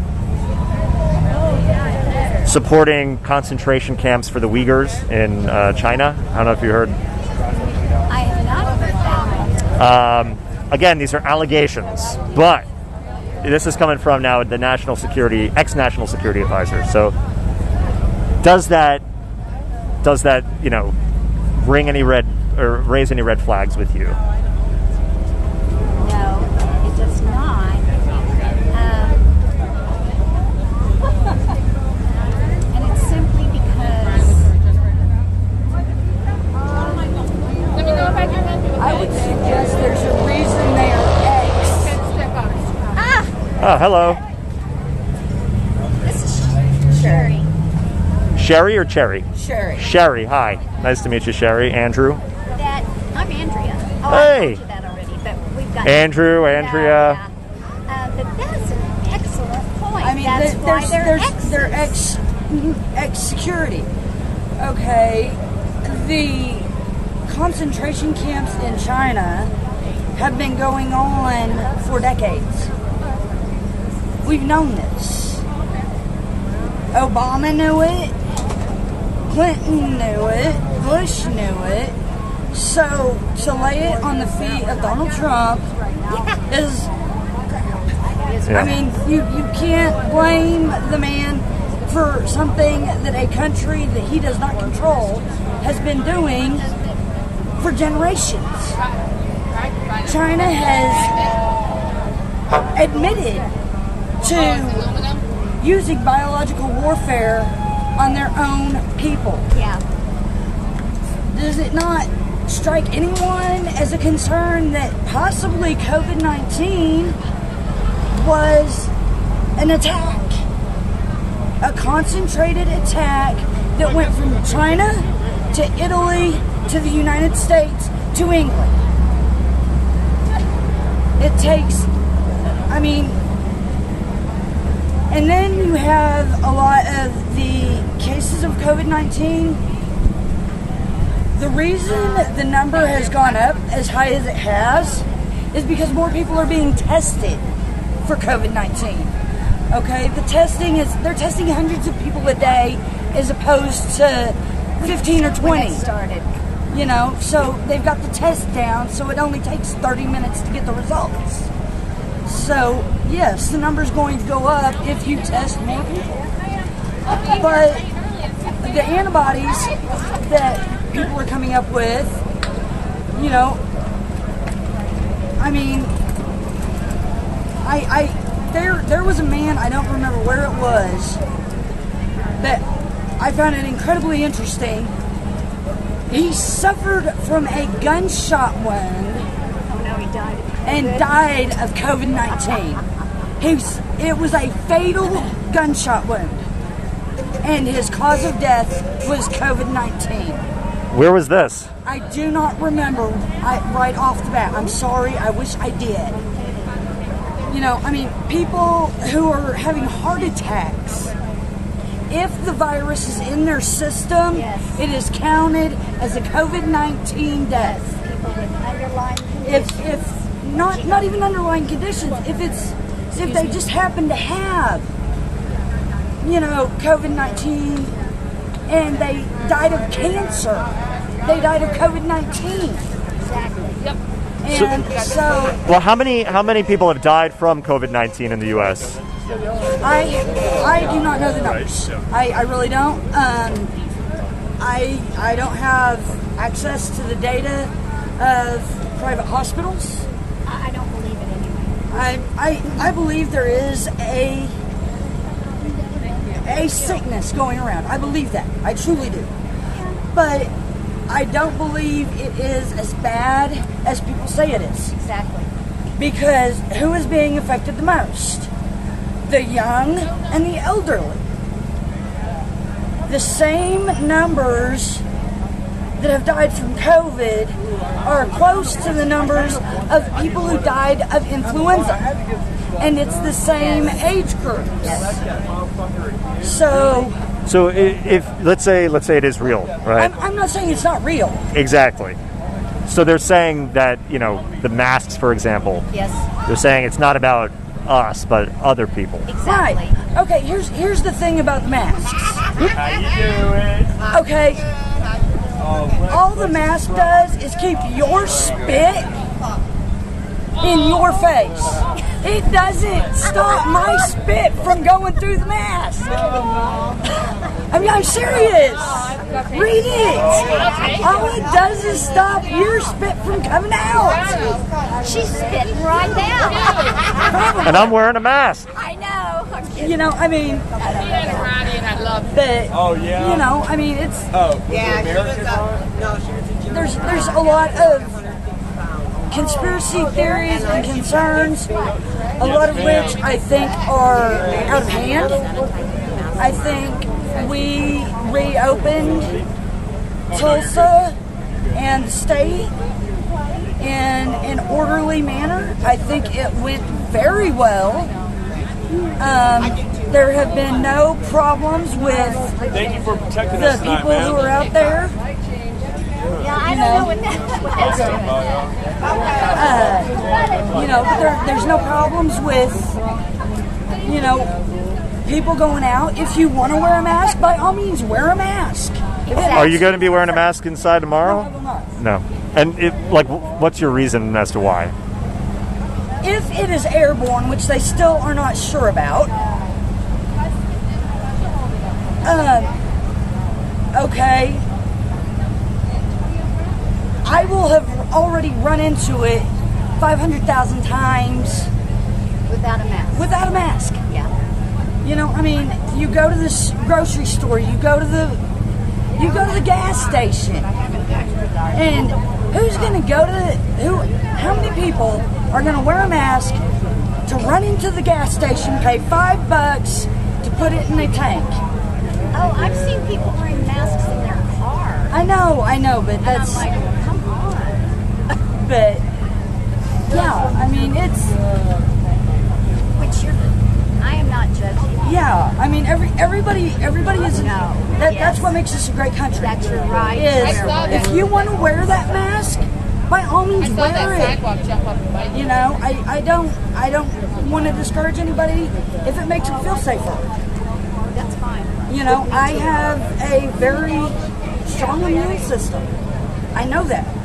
So, you know, it's just a matter of, you know, what you think the danger is. And Well, speaking of danger, you know, who would you guys say is the biggest threat to America right now?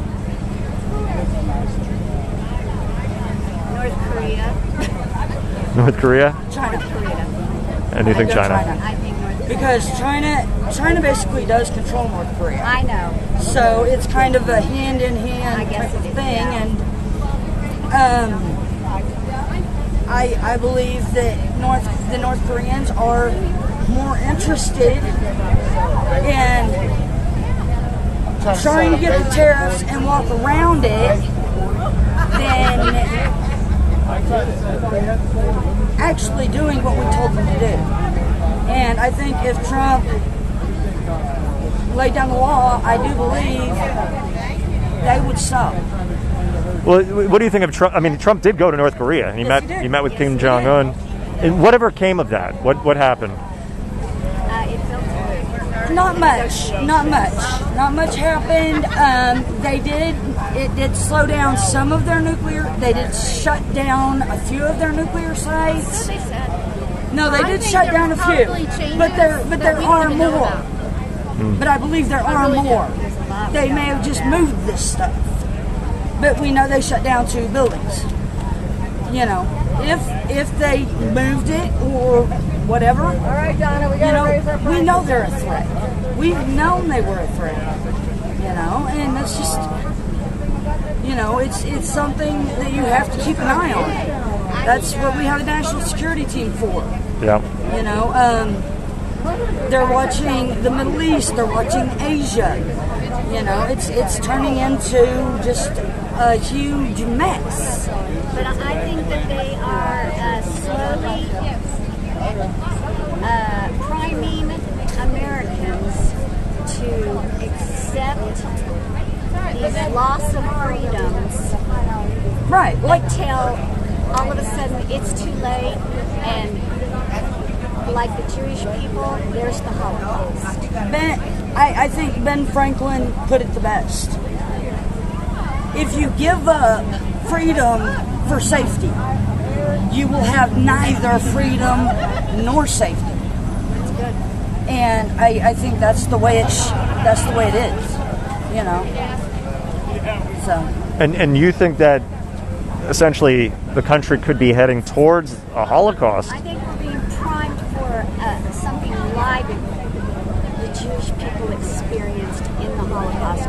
You know, the Germans started out slow, and they started. Well, I don't think it's. I don't think it's. Holocaust here. I don't think. I do agree with that one, but I also think that we. Yes. How many people live here? It is legalized abortion. It's legalized murder. Let's not forget the doctor who was finally tried and put in prison over that. No, you're all right. You know, so I don't think it's ever going to be the same in America again. I don't know. When I was growing up. Well, what are the biggest differences, I guess, between when you were growing up to what it is now? Oh my Lord. We didn't have. My mother had one rule for us. Do not embarrass me in public. May God have mercy on you if you embarrassed her in public. Because she would drag your butt over to her, bend you over, and beat your ass right there in the middle in front of God and everybody. So, yes. I know one big change is that, when I was growing up, you would get in trouble at your friend's house and you get a spanking there, and then you go home and you get another spanking. I mean, I believe it does take a village to raise children to respect people. I mean, are those the biggest changes? Is just what with parenting, or I think parenting. I would say the family unit. We have way too much fatherlessness in this country. It's worse than racism, and it's literally what's caused the systemic problems that we have. Yeah. 2-parent families have got to come back. You got to stick it out. You got people just divorce like that. Well, that's why that's part of why Oklahoma passed the law that made it mandatory. If you have a child, you have to go through 6 months of counseling to try to get back together before you can even file for divorce. Yeah. Which I think is a good thing. I like that. I thought it was a great idea. Classes and co-parenting stuff. Yeah, Yes. they're much better nowadays with just dealing with families in the court system. But I think that still people are just too quick to say, I don't like you anymore. Yeah. And I have friends of all races where they don't like their baby daddy anymore, so they just get rid of him, and they're just got his parade of different boyfriends and. Uncle this, so uncle sad. that. Yeah, just let's bring back the family unit. It's so important. So important. It would fix so many problems.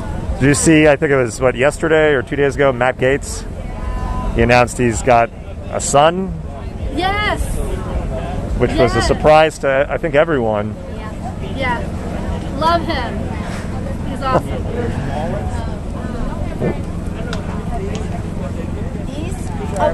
No, you're fine. And how's business going, by the way? Oh, I'm not. Oh. I'm hanging out with Sherry in our spot here. Oh, okay. I was coming over to see what kind of trouble she was taking. Oh, lots of trouble. Yeah. So what is this? Trump hand sanitizer. Yeah. But who's gonna buy that? Me? I'm sorry about that. I would buy that. I think I would buy that. I was asking who's gonna buy the Trump hand sanitizer. I want this. I had to ask for more. That's cool. And a lot of people buying the masks. Yes. But that's I'm glad their you're buying them. prerogative. No, I'm not. I'm not arguing with you. But Are Well- you? Who are you with? Oh, I'm independent. I just live stream. Yeah. Have you been speaking with any of these outlets out here? Oh yeah. Like who? Breitbart. Okay. Yeah. And who else? It's like number one. A lot of independents. Yeah. Yeah. So Breitbart. When we were out here, I'm a volunteer with Just a Push Foundation. What's that? It's a foundation that helps women and children in the Tulsa metro area. And when we just see a need in the community, we just go and see what we can do to help. We were with the search party of Miracle and Tony, and I led the prayer vigils that we held for the babies and just was there for the family.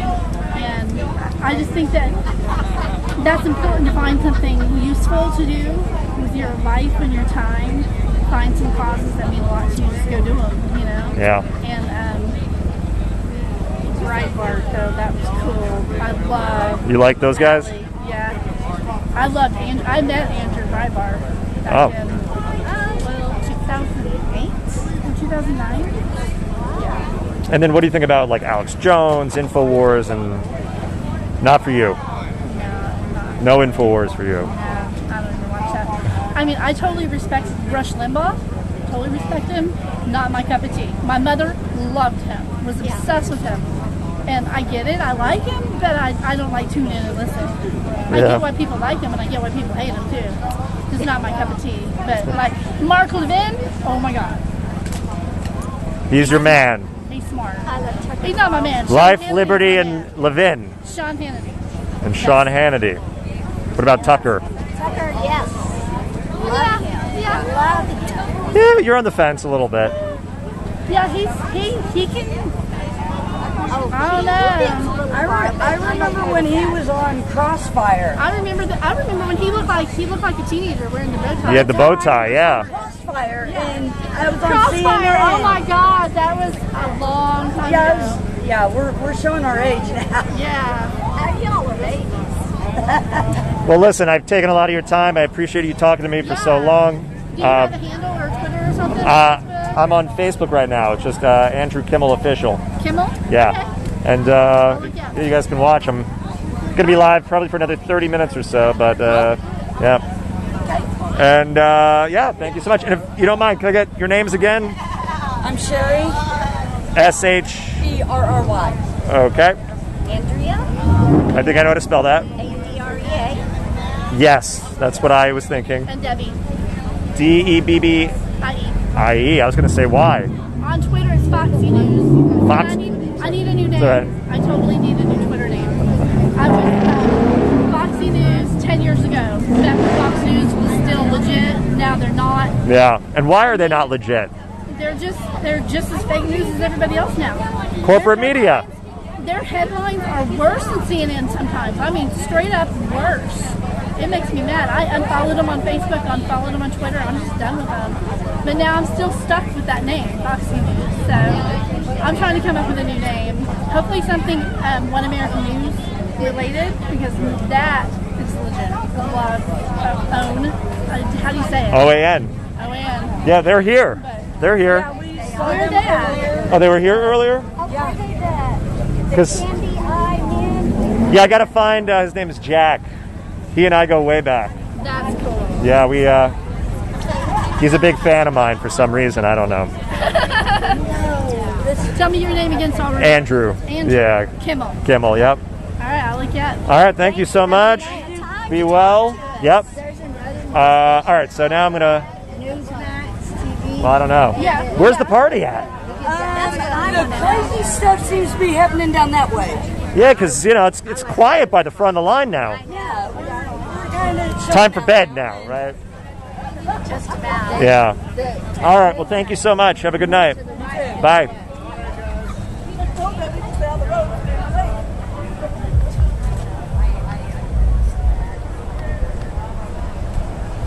So, I know that conversation went a little long, longer than I usually like to do, but you know, some interesting things there. If you're just tuning in, hi, live outside the BOK Center in Tulsa, Oklahoma, where I'm speaking with a variety of Trump supporters. Hello. Some have been out here since Monday. You never will.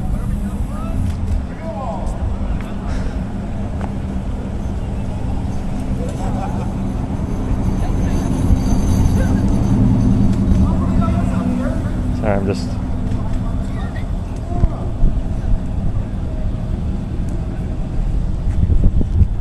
grabbing a quick photo. I'm trying to tweet while also live streaming to 3 different platforms right now by myself. I invited Dan Bongino to come out and join me, but he wasn't game, as well as Dinesh. And Jack. I hope I run into Jack. It'd be great to run into Jack.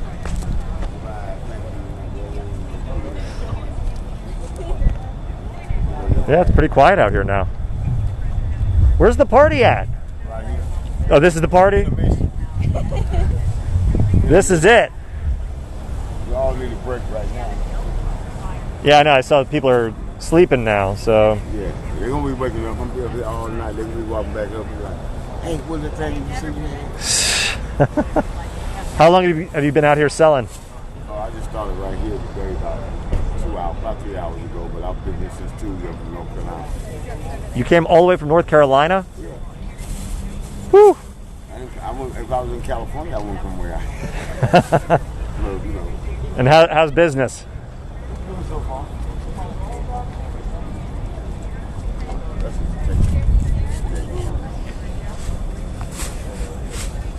Let's see, so we got See, tomorrow they're going to check the price. Trump hats. Yeah. Them hats I'm talking about. I'm thinking about having a switch.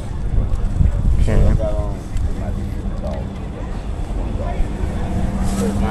So I'm just gonna go around the block, and if it's still quiet, I'll maybe do one more interview, and then I still got to eat dinner. So every now and then you do have some drivers that drive by. They're blasting the "Fuck Donald Trump" song. I did hear some shouting from some people in vehicles, saying that Trump is lying to you guys. But pretty much been quiet. I haven't seen any sort of altercations or arguments. So, yeah.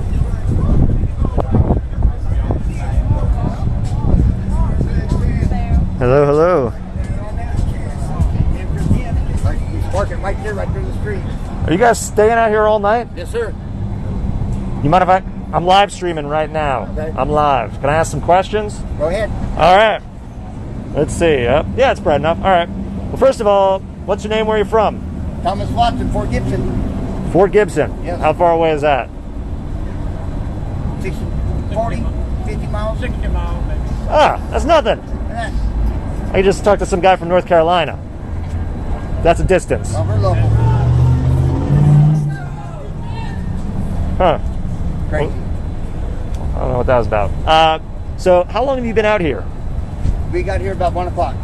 Okay, so you guys, I mean, because I spoke to some people that were out here on Tuesday, Monday even. Monday. The guy in the very front of the line been here for 2 days. Yeah. I mean, you're going to be sleeping out here tonight. Yep. Right here in our chairs.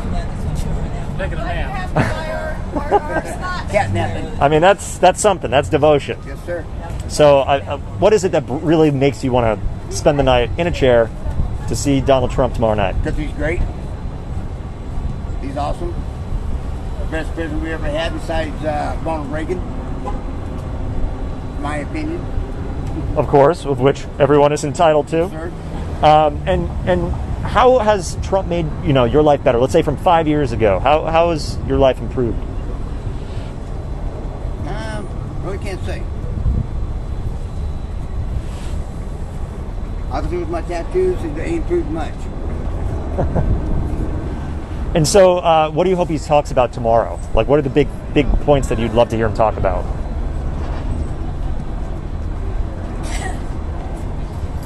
There's so many, I don't know. Racism. Yeah, racism, the economy, and China. Yeah. So racism, the economy, right. China. And I'm all about him trying to close down the borders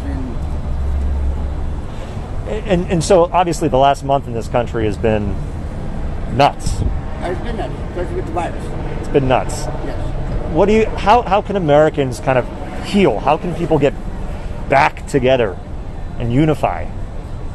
Well, first of all, going around without doing, like you see the people up and down the street hooting and hollering, F Trump this, F Trump that. We don't need that.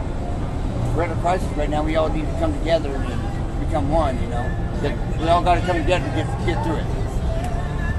And so, I mean, for you, like, what are your thoughts on the protests that have been happening, and how can... It's stupid.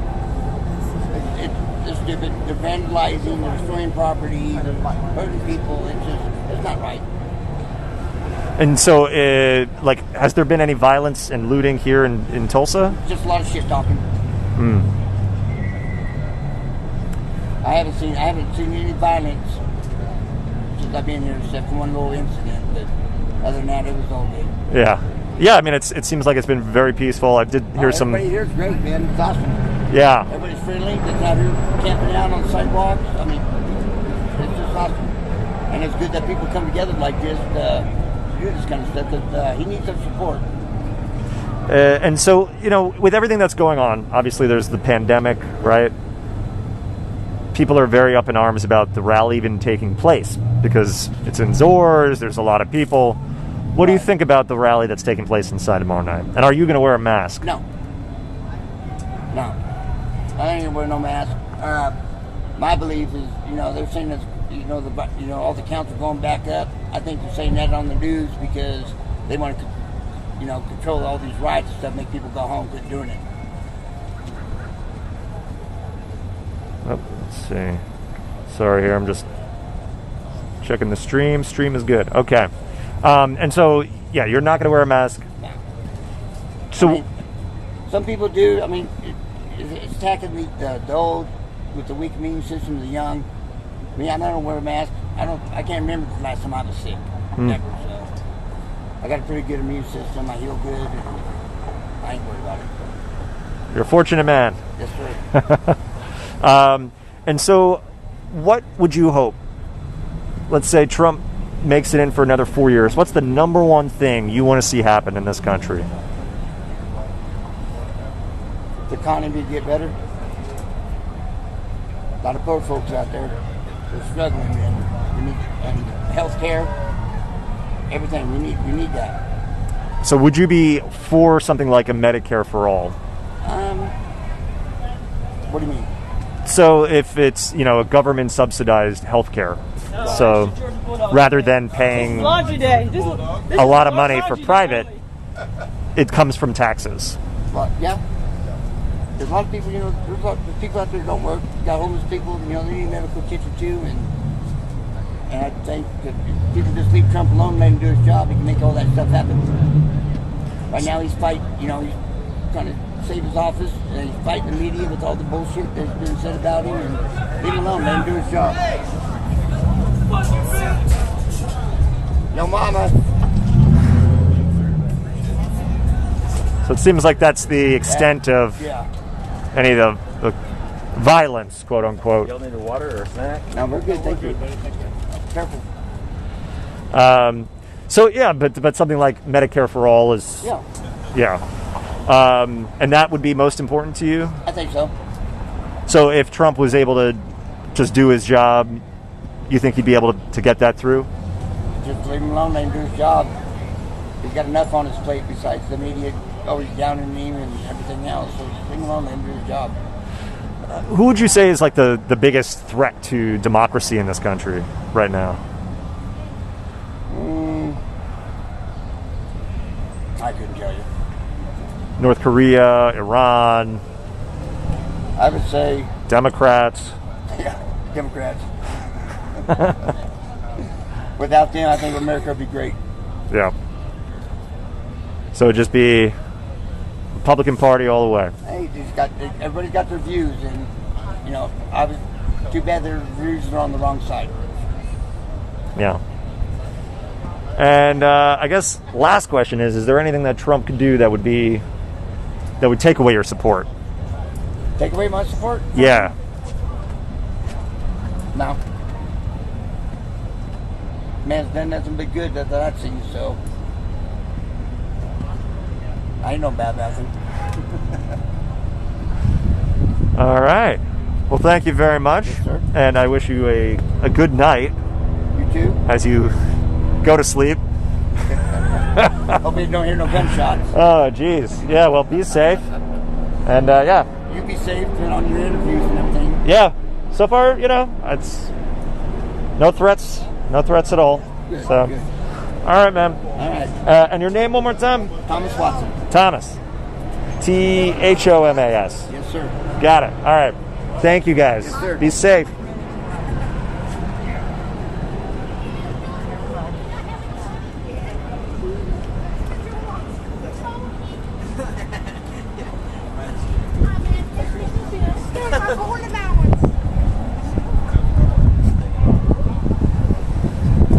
I thought that was pretty interesting. I'll turn off my flash here. Yeah, that was interesting. The conversation went to Medicare for all that he seemed to be interested in. He said that if Trump, if people just let him be, he would do that. And then, of course, I always like to ask, is there anything Trump could do that would make you not support him anymore? And usually the answer is nope, nothing. Oh, here we go.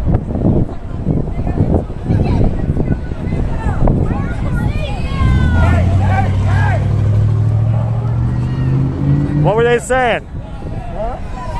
They said they love America. They said thank you, Donald Trump, for giving the equal rights to drive a truck like that when I had a piece of shit Ford. Really? More or less. They said all that? Well, no, they ain't what they said, but they rode down the street talking about my president. Who you with? Me? I'm independent. I'm live streaming. Independent, Yeah, I like to live stream. I know it's just not right. I mean, I came here just to have a good time, and I mean, we're having a good time, and then all of a sudden they rode down the street. What were they saying?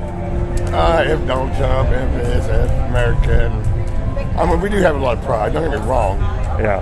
I mean, there's a lot of Mexicans that don't want to do jobs that we wouldn't do these days. Yeah. And I have a lot of friends with them, but I'm not here. I mean, this whole street ain't here. We're here about peace. When those people come by And I mean, that shit pisses us off when you want to come here and talk about the country that we love and we build, and they want to. I mean, welcome, come if you can get here. Welcome, stay here and get to do your thing. I mean, that's what we're all. That's what it's about. Anyway. All right. There, dude. Hey, thanks. I was walking with you. Oh yeah. I'll go back this way. I'm back down here. I just walked with you. I thought you were walking somewhere. Oh no, I like walking up here because it's pretty windy up here. This is my first rally. I mean. Oh. Yeah. And what's killed this dude is the media is what's killed us. Well, that's why I like to go live. Right. Can't edit it. Right. All right. Well, I'm gonna watch this. Hey.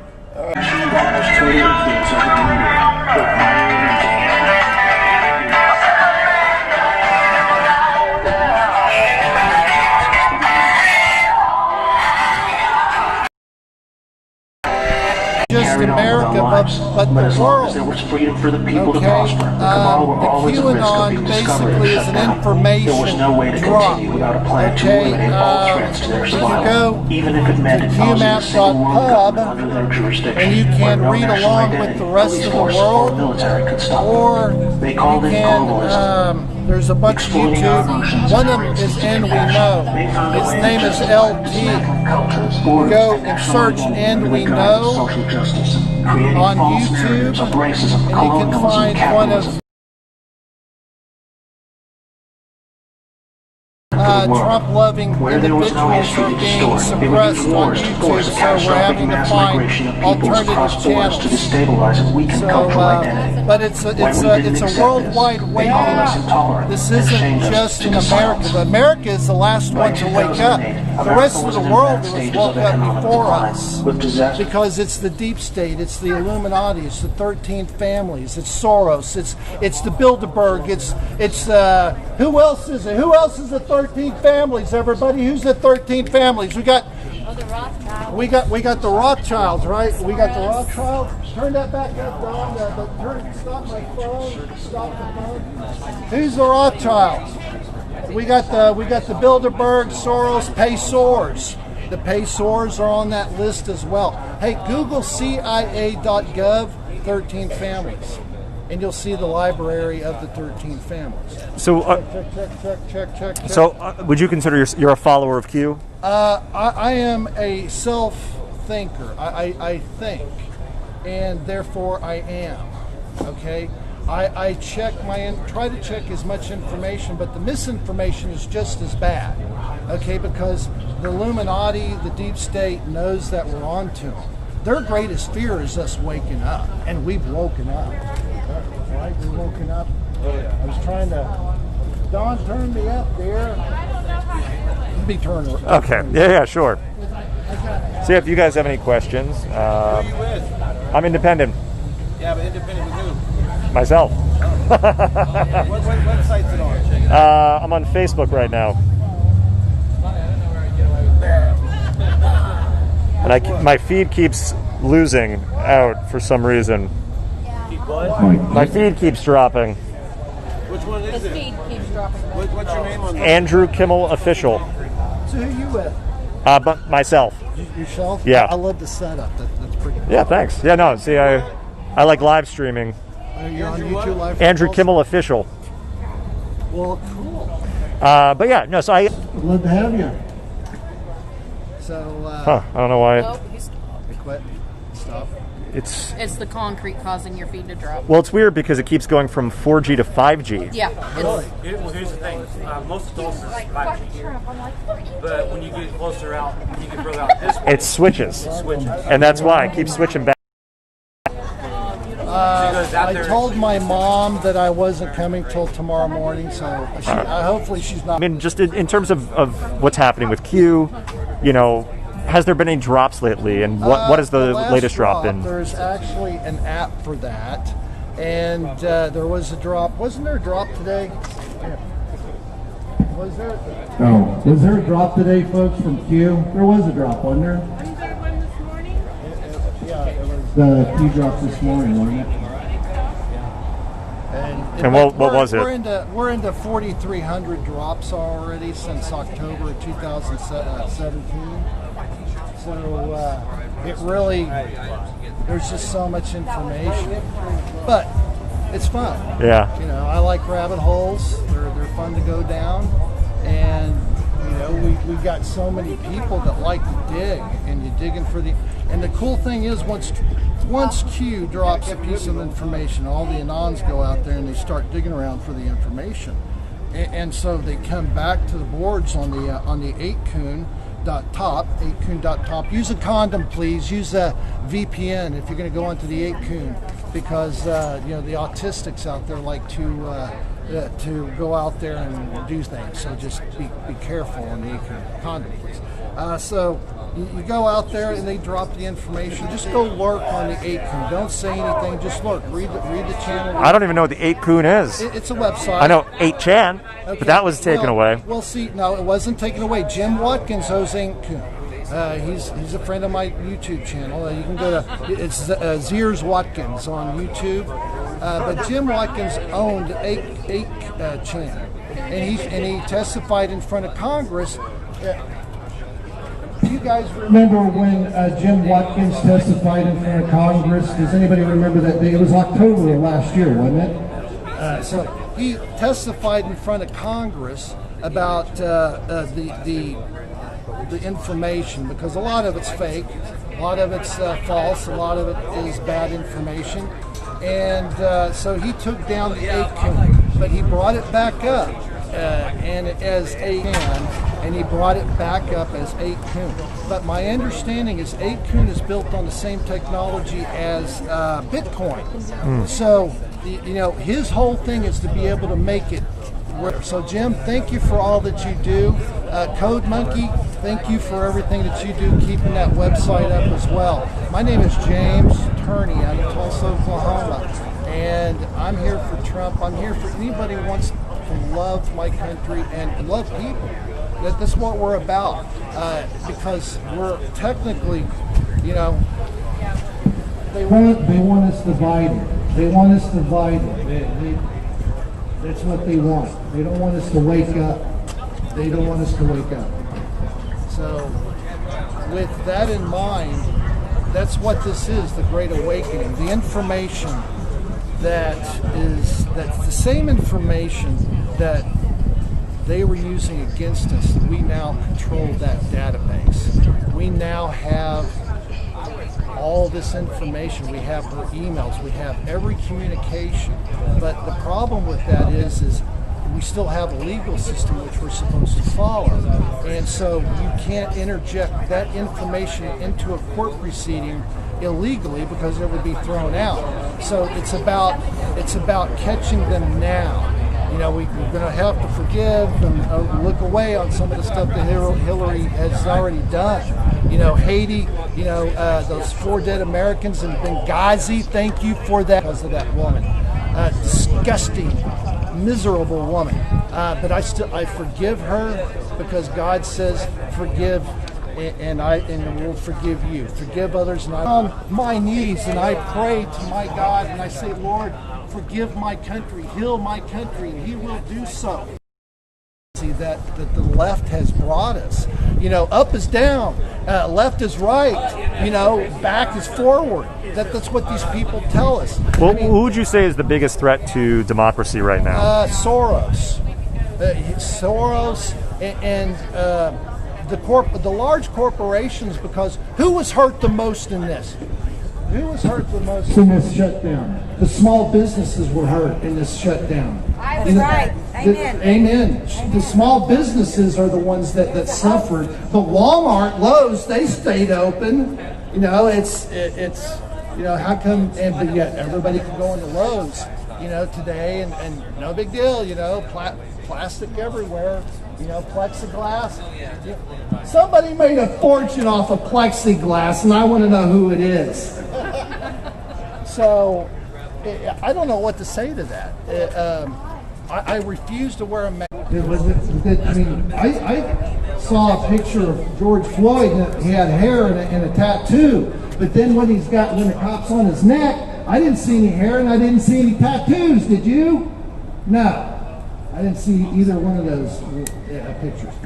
So, well, back to let's say like COVID-19, the pandemic that's going on. You said you're not going to wear a mask. No. And so, what do you think has been happening in the past few months? Well, you know, when you look at the information, first of all, before we even had a test for COVID, they were saying you were COVID positive before you had a test for COVID. All right? And then they put it in the nursing homes, and then a lot of people died. And then I guess we're not going to hold. He looks fine to me.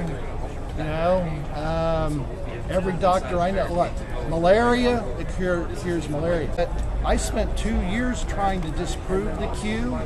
2 years. And all it did was say, well, there's more information. Yeah, there's always, it's like, oh gosh,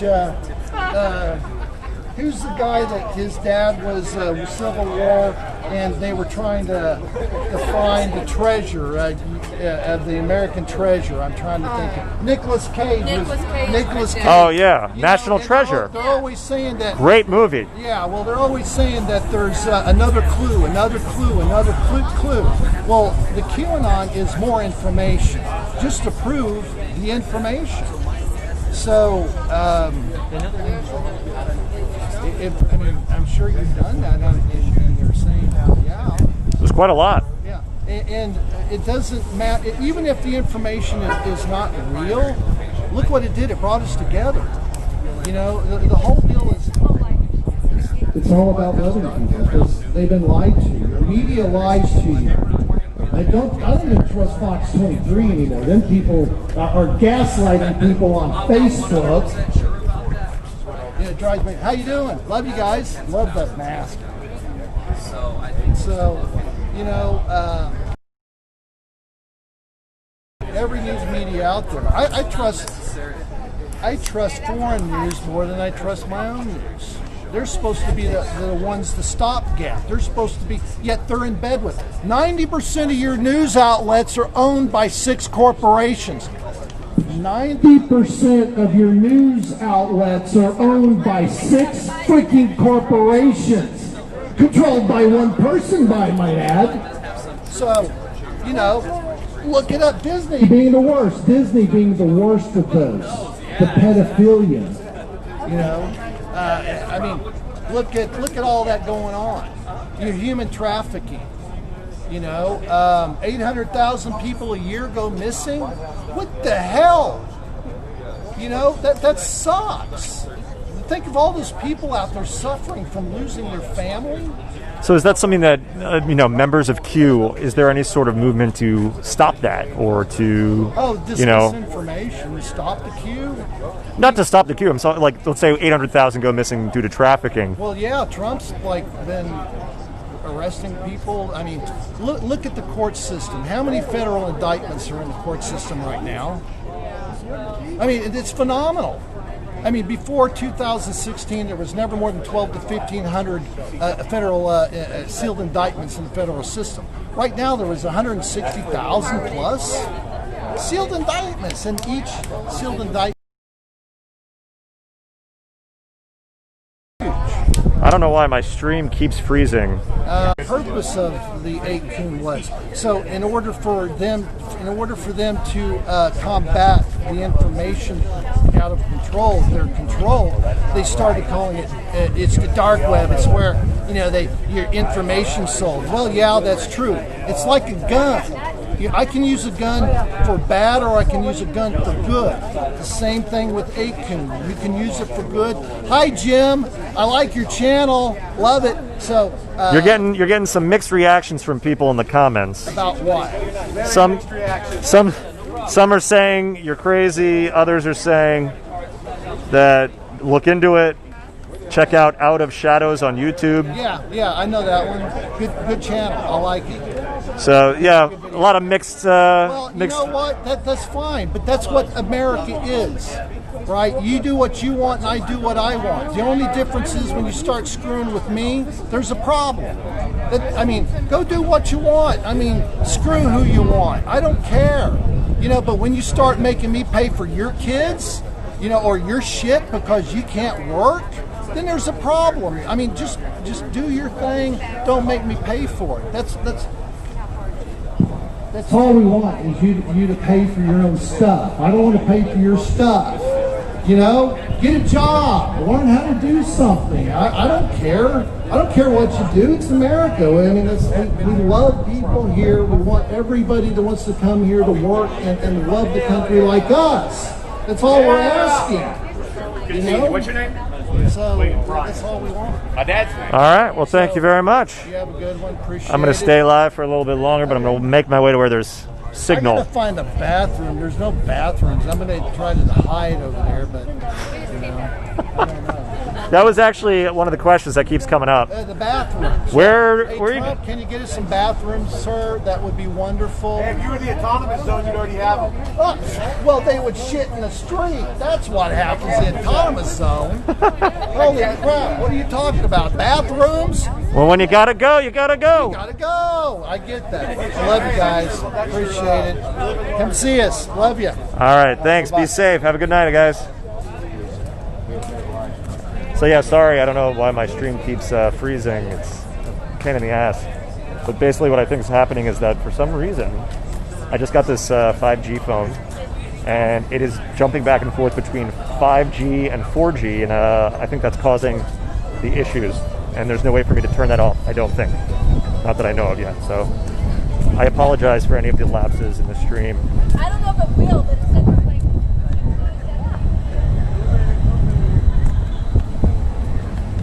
But yeah, I think I might call it a night because I still haven't eaten dinner and I'm starving. So if you guys don't have any more questions, let me know in the next minute because I'm looking at it's delayed.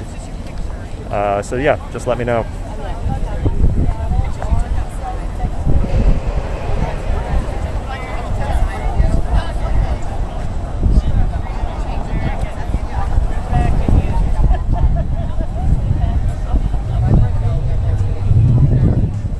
Flag for Space Force.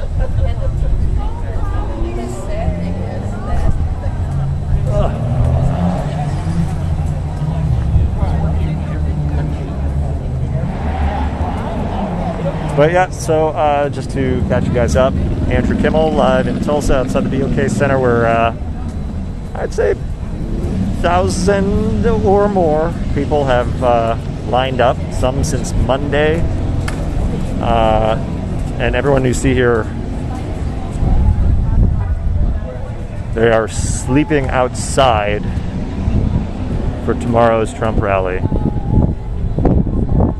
So, this will be my 10th Trump rally actually that I've covered, and I've never seen this many people. This many people staying outside. I've seen a handful, but it's pretty much its own autonomous zone here where you have tents and people sleeping and cooking and selling Trump paraphernalia.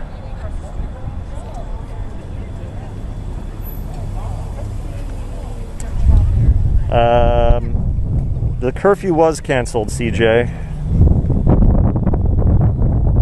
And Lexi McCoy, yes, I do know some other live streamers that are out here. One is Ford Fisher. He has his company News to Share.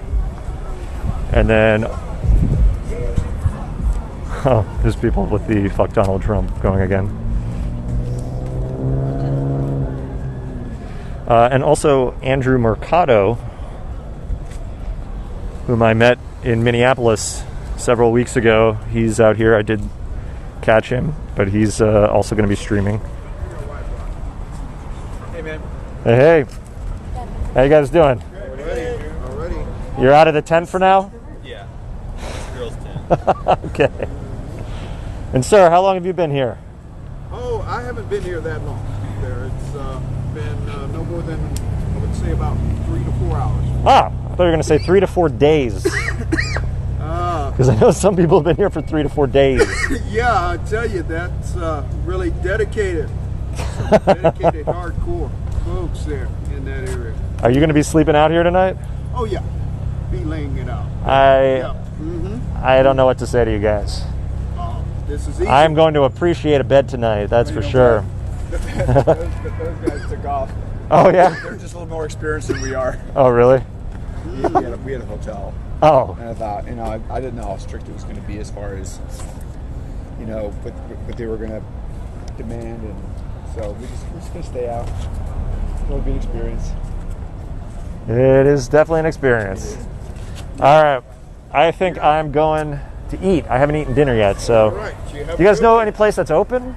That Domino's should be open right Domino's. here. Yeah, okay. Right here.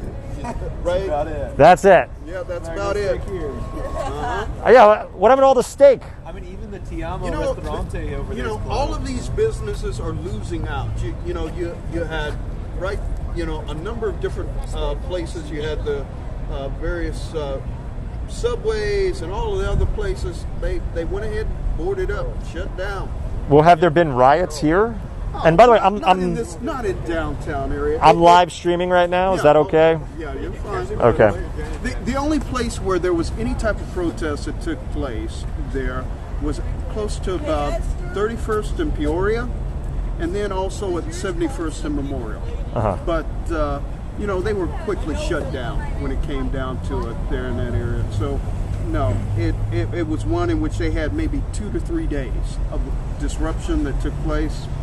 But they quickly had the National Guard in here, and just as it is, they quashed that very quickly when it came down to it there. I haven't seen any National Guards since I've been here.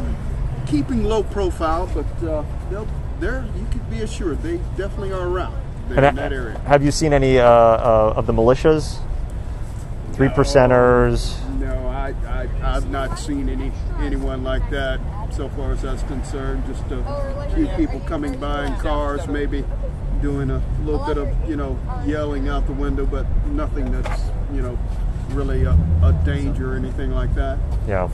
So everybody's having a great time there. It's like a big Boy Scout jamboree that's going on here. So there's no threat, there's no intimidation that's going around among the people there in that area. Everybody's pretty much united together here. And just as it is, it's one in which we're about the stability and the safety and the security of this nation.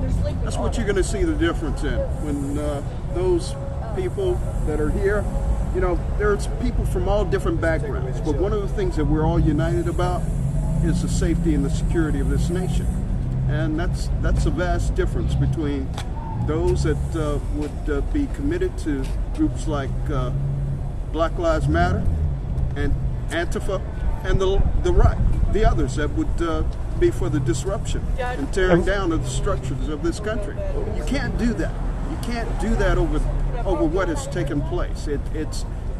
We all have to be here together as Americans. That's one of the things that unites us here together. Just like Martin Luther King said, we all came here on different boats, but now that we're here, we're all in the same boat together.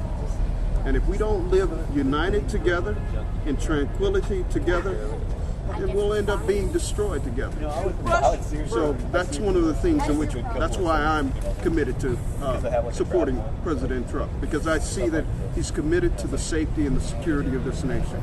It's first and foremost with him. And, love him, hate him, the primary duty of a commander-in-chief, president of the United States, is the security of this nation, and just as it is, I served my country. And the number one thing I did when I raised my right hand, I swore to defend this country against all enemies, both foreign and domestic. And I tell you, so far as I'm concerned, Antifa, Black Lives Matter, they're out for the destruction of this country, not for the building up of it. You ask them what are they for?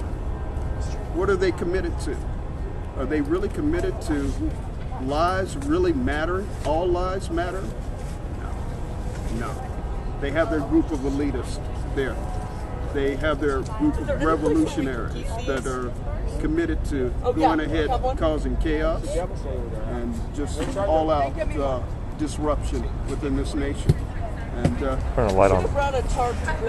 And so what do you think about, you mentioned Black Lives Matter. Yeah. Okay, if Black Lives Matter, sir, this is one of the things. One of the things that we have in this country. Us blacks, we're only 12% of the population. When it comes down to abortions, out of the abortions that take place within this country, 40% take place among blacks. If Black Lives Matter really cared about black lives, instead of doing blockades on highways, they would put blockades around Planned Parenthood that is committed to the destruction of the black neighborhoods, the black family, the black society, just like it was with Margaret Sanger. One of the things that she was committed to in that area was the annihilation of the Negroid race. She was a eugenics. She believed in racial superiority, and she believed in putting away the underclass. And one of the things that we have within Planned Parenthood is a desire to destroy everything that there is in the black society. One of the things you see here in this area with Black Lives Matter is that there are a group that is committed in that area to tearing down everything that's good about this society. When it comes down to property rights, business ownership there in that area, so far as they're concerned, if you own a business, if you own property, if you own a home, then you have that as a result of white privilege. They say this: if you're a black man and you put on the blue, if you put on the uniform, you're no longer black anymore. You're part of the man that is about to destroy everything. No. I'm sorry. Black Lives Matter. No, they don't care really about black lives, or they'll be up there in Chicago, okay, where you're having an average of 20 to 30 people being shot and killed every weekend. And they would be going up through those neighborhoods shutting down those gangs. No, they don't care about black lives. They're not committed to that. They're committed to their revolutionaries and their revolutionary movement that is about destroying this society, just as it is. I have people that are just commenting. They're asking, someone was asking, how do you think Trump handled the death of George Floyd? When it comes down to that situation, it was a tragic event all the way around. Okay, it's one in which everyone, when it came down to the situation, it was unbelievable how it took place. But there were a number of things that were happening that no one understood what was taking place at the time. And there was a withholding of judgment. And just as it is, as the President of the United States, he has the responsibility of being presidential. And that is to withhold judgment on anything. We still count in this country a man to be innocent until he's found guilty by a court of law. We don't rule by mob rule or by media rule.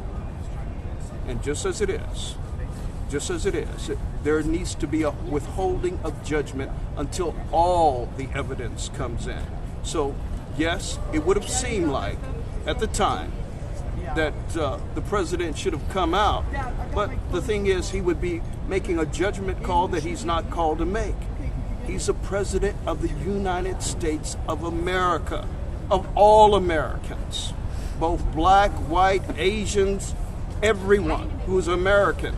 So therefore, when it came down to the situation with George Floyd, it was a sad, ugly situation.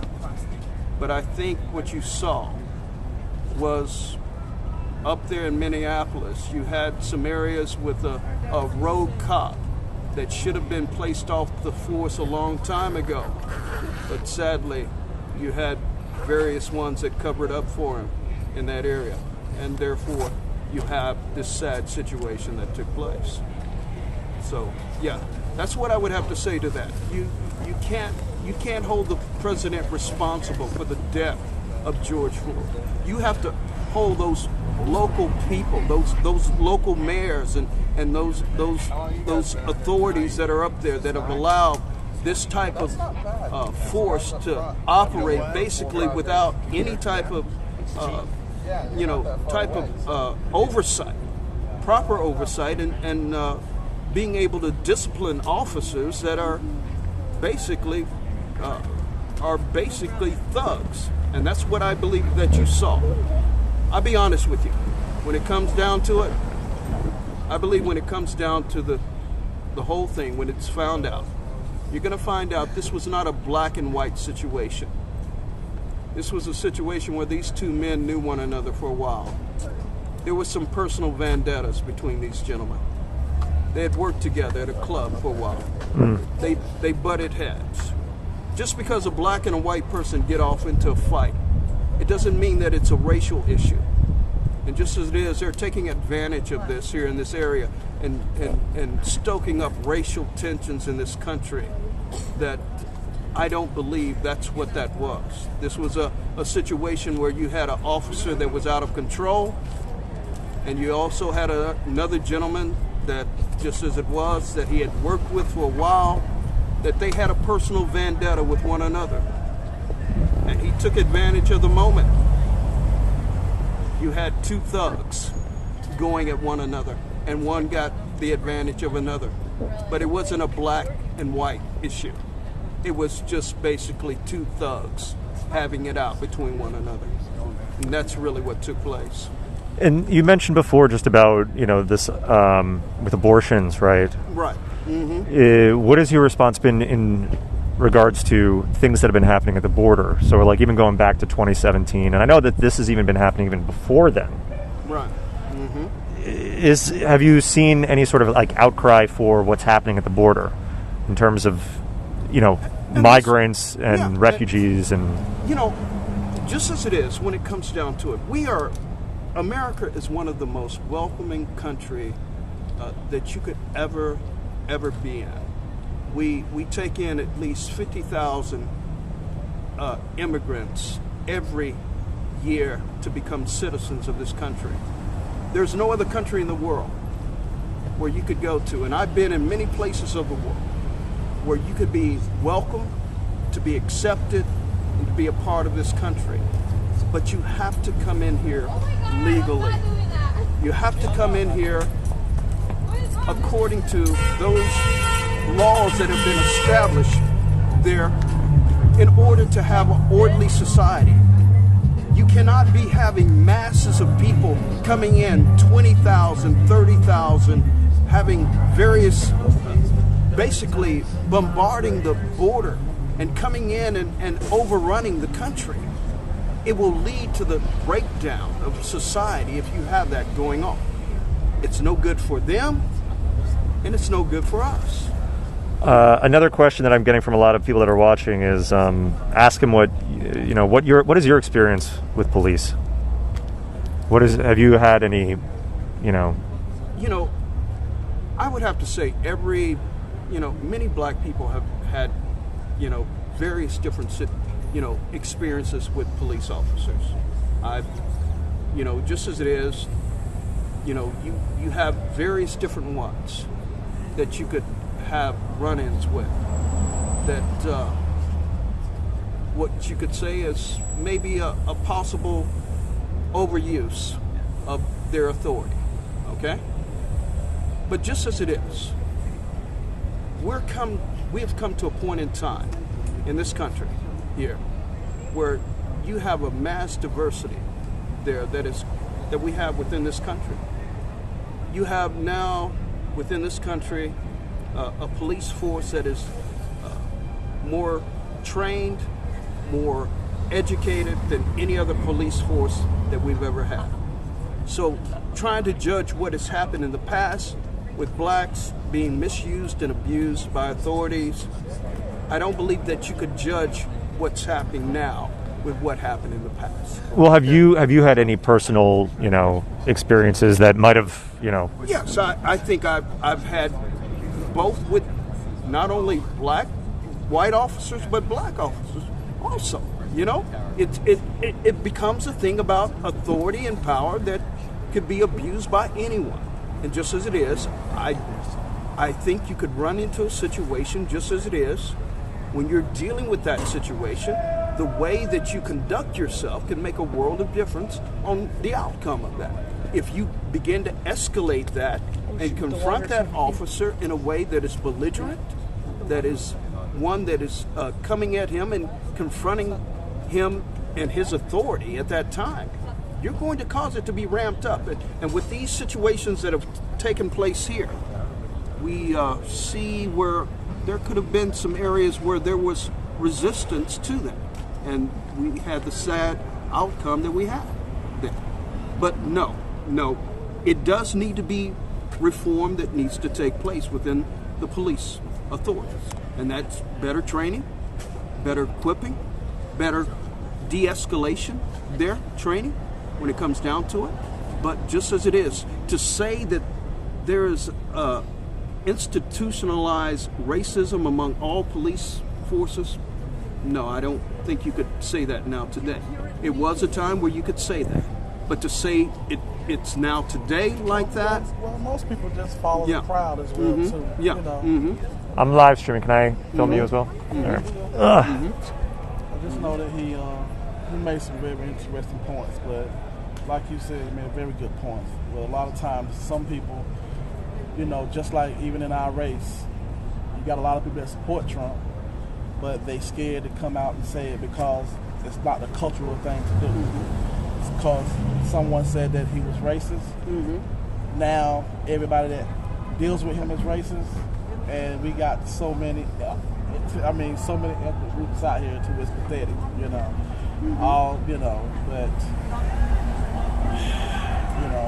made very good points. Are you a Trump supporter? Surely. And so what is it, I guess, that you appreciate and support him for? Well, to be quite frank, honestly, I never paid. I've always watched him WrestleMania. I always watched him, with the, this television show and stuff like that. Never really thought about him being a politician or anything, but the job that I do, the profession that I do, is I go around and I sell merchandise. That's what I do. Went to the Democratic National Convention because even after Obama, everybody kind of figured, okay, this is all a setup for Hillary to become president, next, right? So we got the first black president, now we're going to have the first woman president. So everybody hyped up and everybody like, okay, well, boom, we're going to have this woman president, blah, blah. But out of the blue, here comes Donald Trump. I go to the Democratic National Convention. I seen some things that didn't represent me. I seen them fighting each other. I seen them spitting on each other. I seen them just doing all kind of stuff. But as I was going around to the, to the rallies and stuff, and I was listening to Donald Trump, I was like, well, he's saying all the things that I know in my lifetime I experienced. I experienced, the immigration problems. I experienced my mom and aunts and, family members losing their jobs to companies going across seas and things like that. And what about the immigration? What do you mean? I mean, the immigration, what I mean about, when I was a kid and we got out of school, summer school, we were, out of school during the summer, we would go pick cucumbers and crop tobacco and stuff like that, and we would make, pretty little money to buy school clothes, different things like that. But then it came along, because I'm originally from Dillon, South Carolina, and they built these little stone houses And then that's the first time I ever experienced the Mexican. And it was like they had like 20, 30 of them in one house.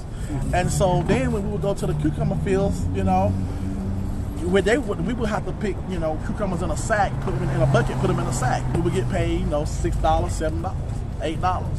But then they would just have a bucket, and they would just hand it to the guy that was on the trailer, and they would just dump the bucket. But what they was doing was paying them 50 cents a bucket. So that's when I first realized the immigration problem. So then it started where, you know, the jobs, my mom's job started laying people off because they was paying them under the table. Yeah. Or they wasn't, you know, they was paying my mom and them $7 to work, they was paying them $3 or $4 to work. Right. So for you personally, like what is it that I guess have you benefited from Trump in the last 4 years now? Well, personally, I'll put it this way. I really never asked for anything because, you know, I pretty much, you know, I'm self-sufficient. But, you know, you just never know what you benefit from by a policy that's made from, you know, the president, or, you know, just say if you want to work on immigration, or, you know, it could be, you know, where he might have, you know, deported somebody that might have came in the country illegally, and, you know, life could be at stake or something. You just never know. Just different things. Health insurance, different things like that. I got a son that's in college. I'm sure that he's gonna probably want to go to an HBCU school. You know, that school will be around because he gave them permanent funding. You know, so I mean, it's just various things that can affect your life. You know, when you don't even realize it. You know what I'm saying? And I think a lot of these people don't realize that a lot of these things can really benefit their life as well. And I see you're wearing a dog tag. Oh yeah, I got this in the Great Smoky Mountains. Okay, I was going to ask if you served. Although I know you mentioned you served, right? Yes, sir. And do you mind if I ask? Air Force. Air Force. Yes, yes, sir. Before Space Force, is, right? As the gentleman was saying, you know, out of all the presidents, you know, you had a number of outstanding premier black colleges throughout this country. Many of those colleges were about to go up under. They had to go begging every year to D.C. there, every year, to be able to have a bit of funding just to try to make it through. You had about 3 or 4 black colleges that were on the chopping blocks. Matter of fact, Bennett College, which was an all-girl institution in Greensboro, North Carolina, was getting ready to go under. And they had to literally beg for money. They had people come in, bring money like Oprah, you know, bring money in just so they could save these schools. You know, and I just can't understand how you can have a bunch of people that's so passionate about a subject like that. Then you get a president that comes in, fix the problem, and you don't act like you don't even hear about it. You know, the media won't even talk about it. And will not give them recognition. Recognition of anything. It's crazy. You know. Oh, sorry. Nope, sorry. But yes, just as he was saying. And by the way, I didn't even get your name yet. What's your name? Where are you from? Joseph Lockett. Joseph? Yes. And where are you from? All right. I'm actually from Tulsa, but I've been all throughout the world as a result of my military career, so far as that's concerned. But just as it is, this has been a president of action, you know, and that's what I'm about when it comes down to, you know, you've had a number of men that have held that office and position. And I know how it works in politics when it comes down to campaign promises. If you get a man that comes into that office and keeps at least maybe 50% of the promises that he makes, then you say, well, okay, he's doing a pretty good job. Because a lot of it is just a bunch of what you would say rhetoric and hype. But when it came down to this man, for the first time, you had one that wasn't about just talk, not just about rhetoric, but he was one who came in and just as it was, he did above and over and beyond the call of duty. He kept What's the number one thing? And ask this question. Ask any African American. Ask any Hispanic. Yes. What did he promise you? He didn't promise you anything. No. He didn't go soliciting. No. You know. Only thing he asked you one time is you've been voting for Democrat all your life. All I'm asking for, just give me an opportunity. Yeah. What do you have to lose? What do you have to lose? What do you have to lose? But guess what? Now that was a racist statement. I mean, check this out. I'm finna tell y'all something. Okay. Now, it's gonna be a situation here tomorrow where they had an event here for the Black Wall Street. Okay? And like I said, I'm 47 years old. I never heard about it in my life until we heard that Trump was coming to Tulsa, Oklahoma. Where are you from? Greensboro, North Carolina. Okay. Now, when we heard that, you know, the media, for some kind of way, went crazy because he was having it on June the 19th. So, And have you heard of Juneteenth before? I've never in my life, 47 years old, never heard of it, never heard none of my family, friends, none of them talk about it. Okay? Then, you know, I would go around to the salons, I would go around to the barbershops and stuff, and I would ask them, have y'all ever heard of, you know, June, you know, 10? Nobody heard of it down in our part of the world, you know? But, so, you know, we come here, and the history, the things that I've heard, you know, I mean, I feel like education, history means a lot. But,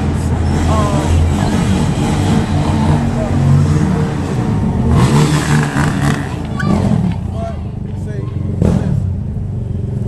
Now, they say they had supposed to be a weekend event. Right. Okay? Now, that event has been canceled for tomorrow. Right. That's it. Now, just think about that. Well, what do you think? Coming to town, you cancel the event on that Saturday. What are you expecting to happen? I know you're only a couple blocks over, but what do you expect to happen? These people here, us, we over here, we're gonna go to this event. Yeah. But watch the media. That's all I'm gonna say is watch the media tomorrow. It's gonna be explosive. It's gonna be something out of this world, you know. When I know what my president is gonna speak on tomorrow. That's right. He's gonna speak on unity. He's gonna speak on That's it. That's the it. things that he done Yes. for the past 3 years That is to right. get us to a position to move right. forward in the future. That's right. But watch the media tomorrow. Right. That's all I'm gonna say. Right. Watch the media tomorrow. You cancel an event, a major event that has to do with African Americans. Just pay attention, people. That's all I'm gonna say. Pay attention. Yeah. I don't know where that cheering's coming from. Where do you guys? I might make my way there, but I did want to ask you about one thing you said. I say this. Every time you turn around, whether it be a white kid or whether it be a black kid come through here, they're playing all this provocative music. Okay? You can go over, cross the bridge, and nothing's going on. Everybody is having a wonderful, great time. So, what I'm saying is, why would you come? Look, why would you come now? You see,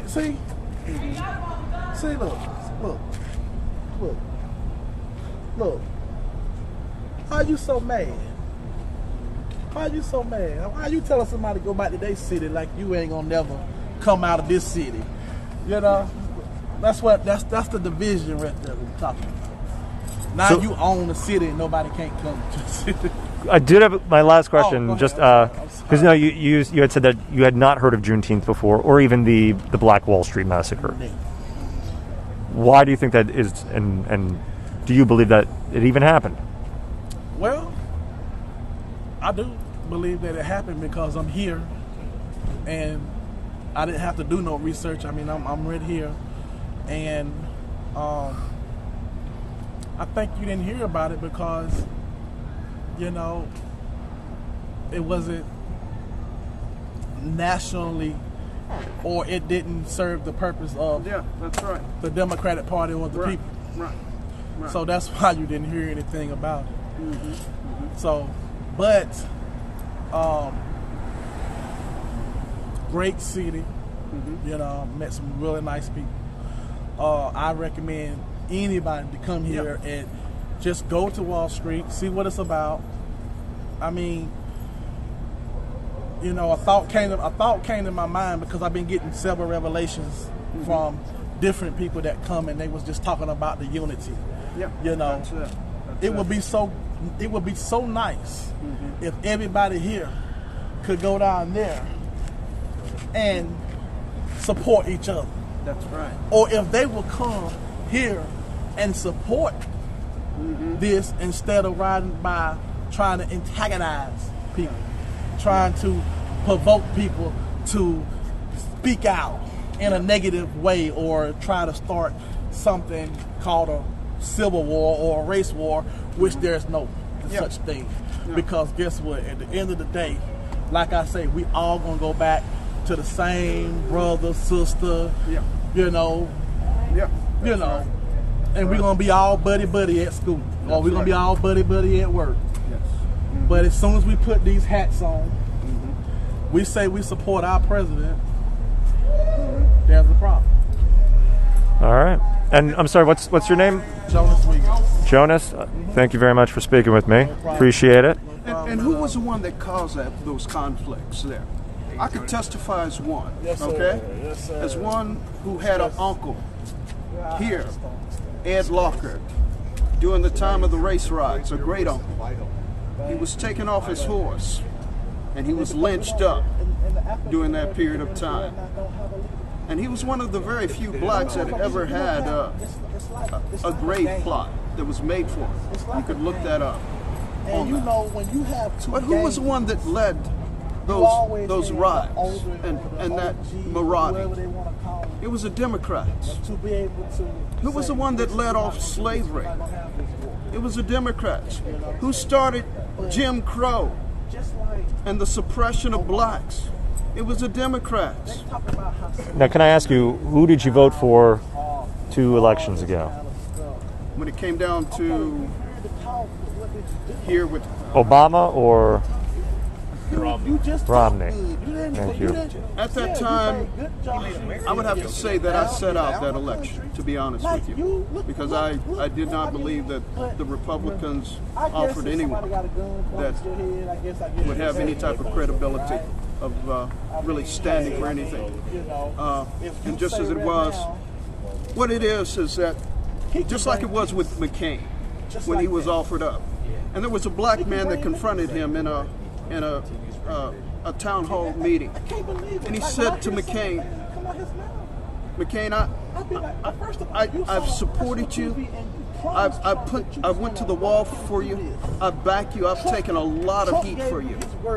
He said, when are you going to fight for us? When are you going to stand up and fight?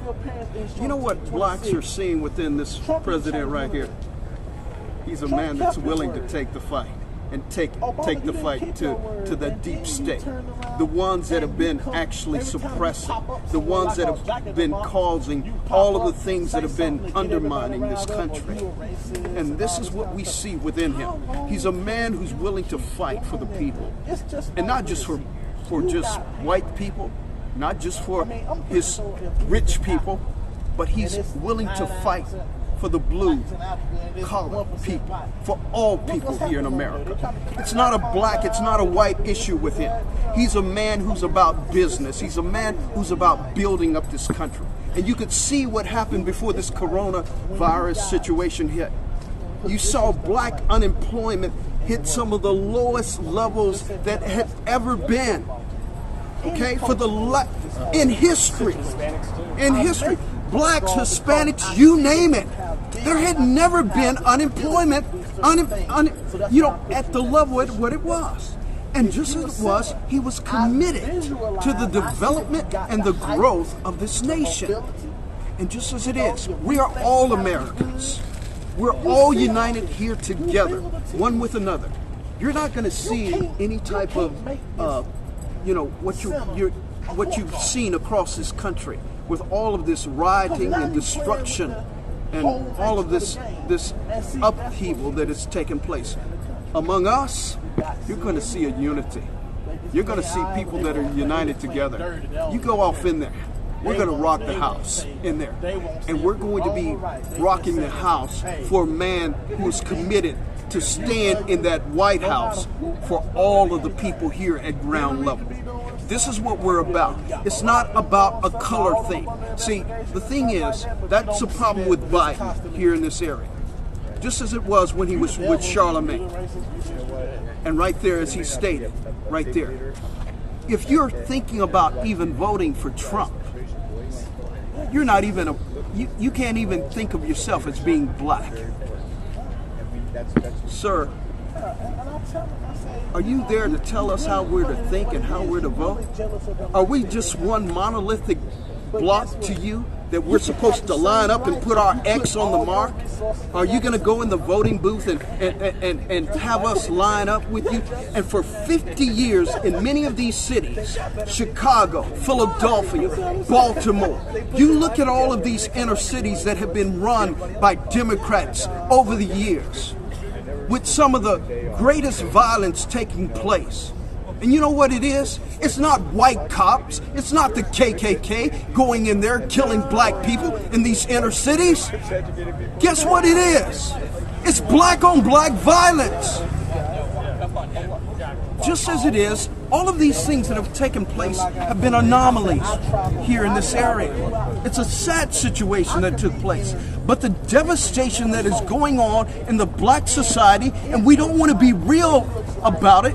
And just like, as I heard one time, Obama say, you know what, so far as when it comes down to race in this country, whites in this country are cowards when it talking about race. But you know, one of the things I've found out about blacks when it comes down, black leadership, about talking about the real problem that goes on within our neighborhoods, within our society, we're not being honest, and we're being cowards about that. And the truth is, what's going on within the black home, within the black family, is a fatherless home that is going on within the black families. I could guarantee you this. A young black man that has a father that's in the home engaged with that young black man, he's never going to be a part of a gang. He's not going to be out there gang banging and shooting down other black young men.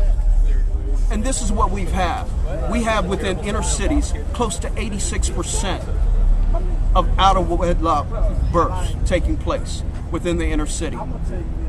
And you don't have a father within that home. And without that, those young men gravitate to these gangs to be affirmed. And they take them in. And they develop them up. And this is what leads to what we have going on. And it's just one of those institutionalized thing, this thing that is continually going on within the black society. This destruction, this death that is being done even by, not by KKK, not by white nationalists, not by white police officers. It's not being done by that. It's been done by black on black violence. Now, do you mind if I ask, in terms of media, where do you get your media from? Because there's I take a whole array of media. Okay, from I'm not just one that if you think that I look at the wide spectrum of media when it comes down to it. So, for example, you know, you have liberal media, then you've got conservative media, Yes. but then you also have corporate media, right? Yeah. So you have the Fox and the CNNs, right? Right. Both corporate media. Yeah, corporate media. Have you been watching any of those networks lately? I will listen to BBC, I will listen to Fox, I'll listen to CNN. I'll take in every perspective. But overall, when it comes down to it, I'm going to do the research myself when it comes down to it. And I'm going to objectively look at every view that's placed out there. But one of the things that I have seen with many of the media forms like CNN, they have a preset agenda. And you don't really have what I would call is journalism going on, not real journalism. They come with a predisposed agenda. And what it is, they have a narrative that they have. And that narrative is to be not journalism, not reporting on the news. They're nothing but activists. They become activists of the Democratic Party. And that's what you have. And you could see right through what they are. It just as it is. They've lost all credibility when it comes down to that. Now, this is one of the things. I choose to be one that would not be one of these lapdogs of any of those type of groups. And just as it is, I want to have a full spectrum of what is being reported when it comes down to it. But just as it is, when it comes down to CNN, I believe you're almost like, you might as well be listening to Russian Pravda news when it comes down to it. You've got to read in between the lines when it comes down to it. And that's what we have for the most part when it comes down to many of these news outlets that you have today. Yeah. Well, listen, I am going to keep moving. All right. It's been great talking to you. All right. I appreciate the time. Yeah, appreciate you. Answering questions. Yeah, continue. I mean, checking them Yeah, out. man. And seeing. I heard cheering. I don't know what was going on back there. You have some various different groups that are going on. I do. I'm starving. I need to get some food, but But I tell you what, buddy, you're not going to be able to go to a Biden rally. Well, they don't exist. No, they don't exist because where's he at? He's hiding in some bunker, isn't he? Yeah, being safe somewhere. Bunker Yeah. Biden. Yes. Yeah. So you're not going to see Biden having people coming out with every spectrum, people from all over the world that are here. Okay, black, white, Asian, Hispanic. All of us are here together. And why are we here together? Because we still believe that this country itself is a home of the free and the home of the brave. It's a country that, just as it is a country that in which we have that area where there's liberty and there's justice for all. And we're still striving to become a more perfect union. Are we there yet? No. We're going to continue striving. Because we're dealing with frail human beings, fallen human beings. But we all are committed to this one thing, that we're going to be united together as a nation, as a people, and we're going to be committed to the upbuilding of this nation, not the destruction of it. When it comes down to Biden, he's that one that would be the most dangerous one to hold the office. The one that's in there right now, he's the one that you need to be able to have at the helm. When we're going through times like this, that's the type of commander-in-chief I want to be behind. He's the type of man in which, just as it is, he'll lead from the front, not lead from the behind. And this is what I'm committed to, is to promoting a man like that and having that man to have 4 more years in office there. All right. Well, thank you very much. All right. Have a good one. All right. All right. All right. So, yep. I'm going to go see if there was some cheering that was happening. It sounded like it could have been protesters, but I'm not quite sure. So I'm going to walk in the direction of where that was. Also, a lot of people seem to be getting ready for bed here. It's pretty quiet. Occasionally there's some people that drive by. saying, you know, fuck Trump, or, you know, playing the fuck Trump song. So yeah, I'm going to go check out to see where the noise was coming from. And if there's nothing there, then I'm just going to say goodnight. But yeah, stick with me as I just go to see. I'm going to go one block.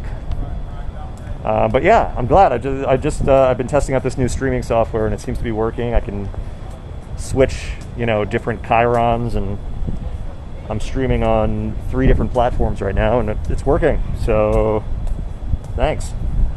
And thanks for watching and sharing and all that.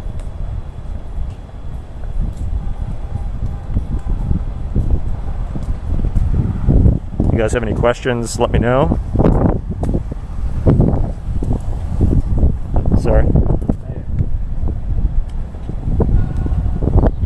But yeah, pretty quiet right now. And usually this is how, with live streaming, this is how it works. The one time I decide to actually go get something to eat is when something's going to happen, and then you miss it. Huh. Yeah, pretty quiet. There's not much going on. So I think I'm going to sign off, guys. Thanks for watching. I will be live tomorrow for all day. I'll be live all day. So be sure to tune in tomorrow. If you haven't, like, share, subscribe, follow, depending on which platform you're on. And I hope you appreciated the live stream tonight. There's one person who did come up and was, you know, telling the people that I was interviewing that I was anti-Trump and that I was going to make them look stupid and I was going to edit it. And I kept telling him this is a live stream. And yeah, you know, if you follow me on Twitter, you know that I do speak out all the time about injustices that are happening. It doesn't mean that I'm going in here and speaking to people for the sole purpose of making them look like idiots. No, I hope you can see that my questions were fair. And that's it. So anyway, thank you for watching, and I'll see you tomorrow. Have a good night, guys. Bye.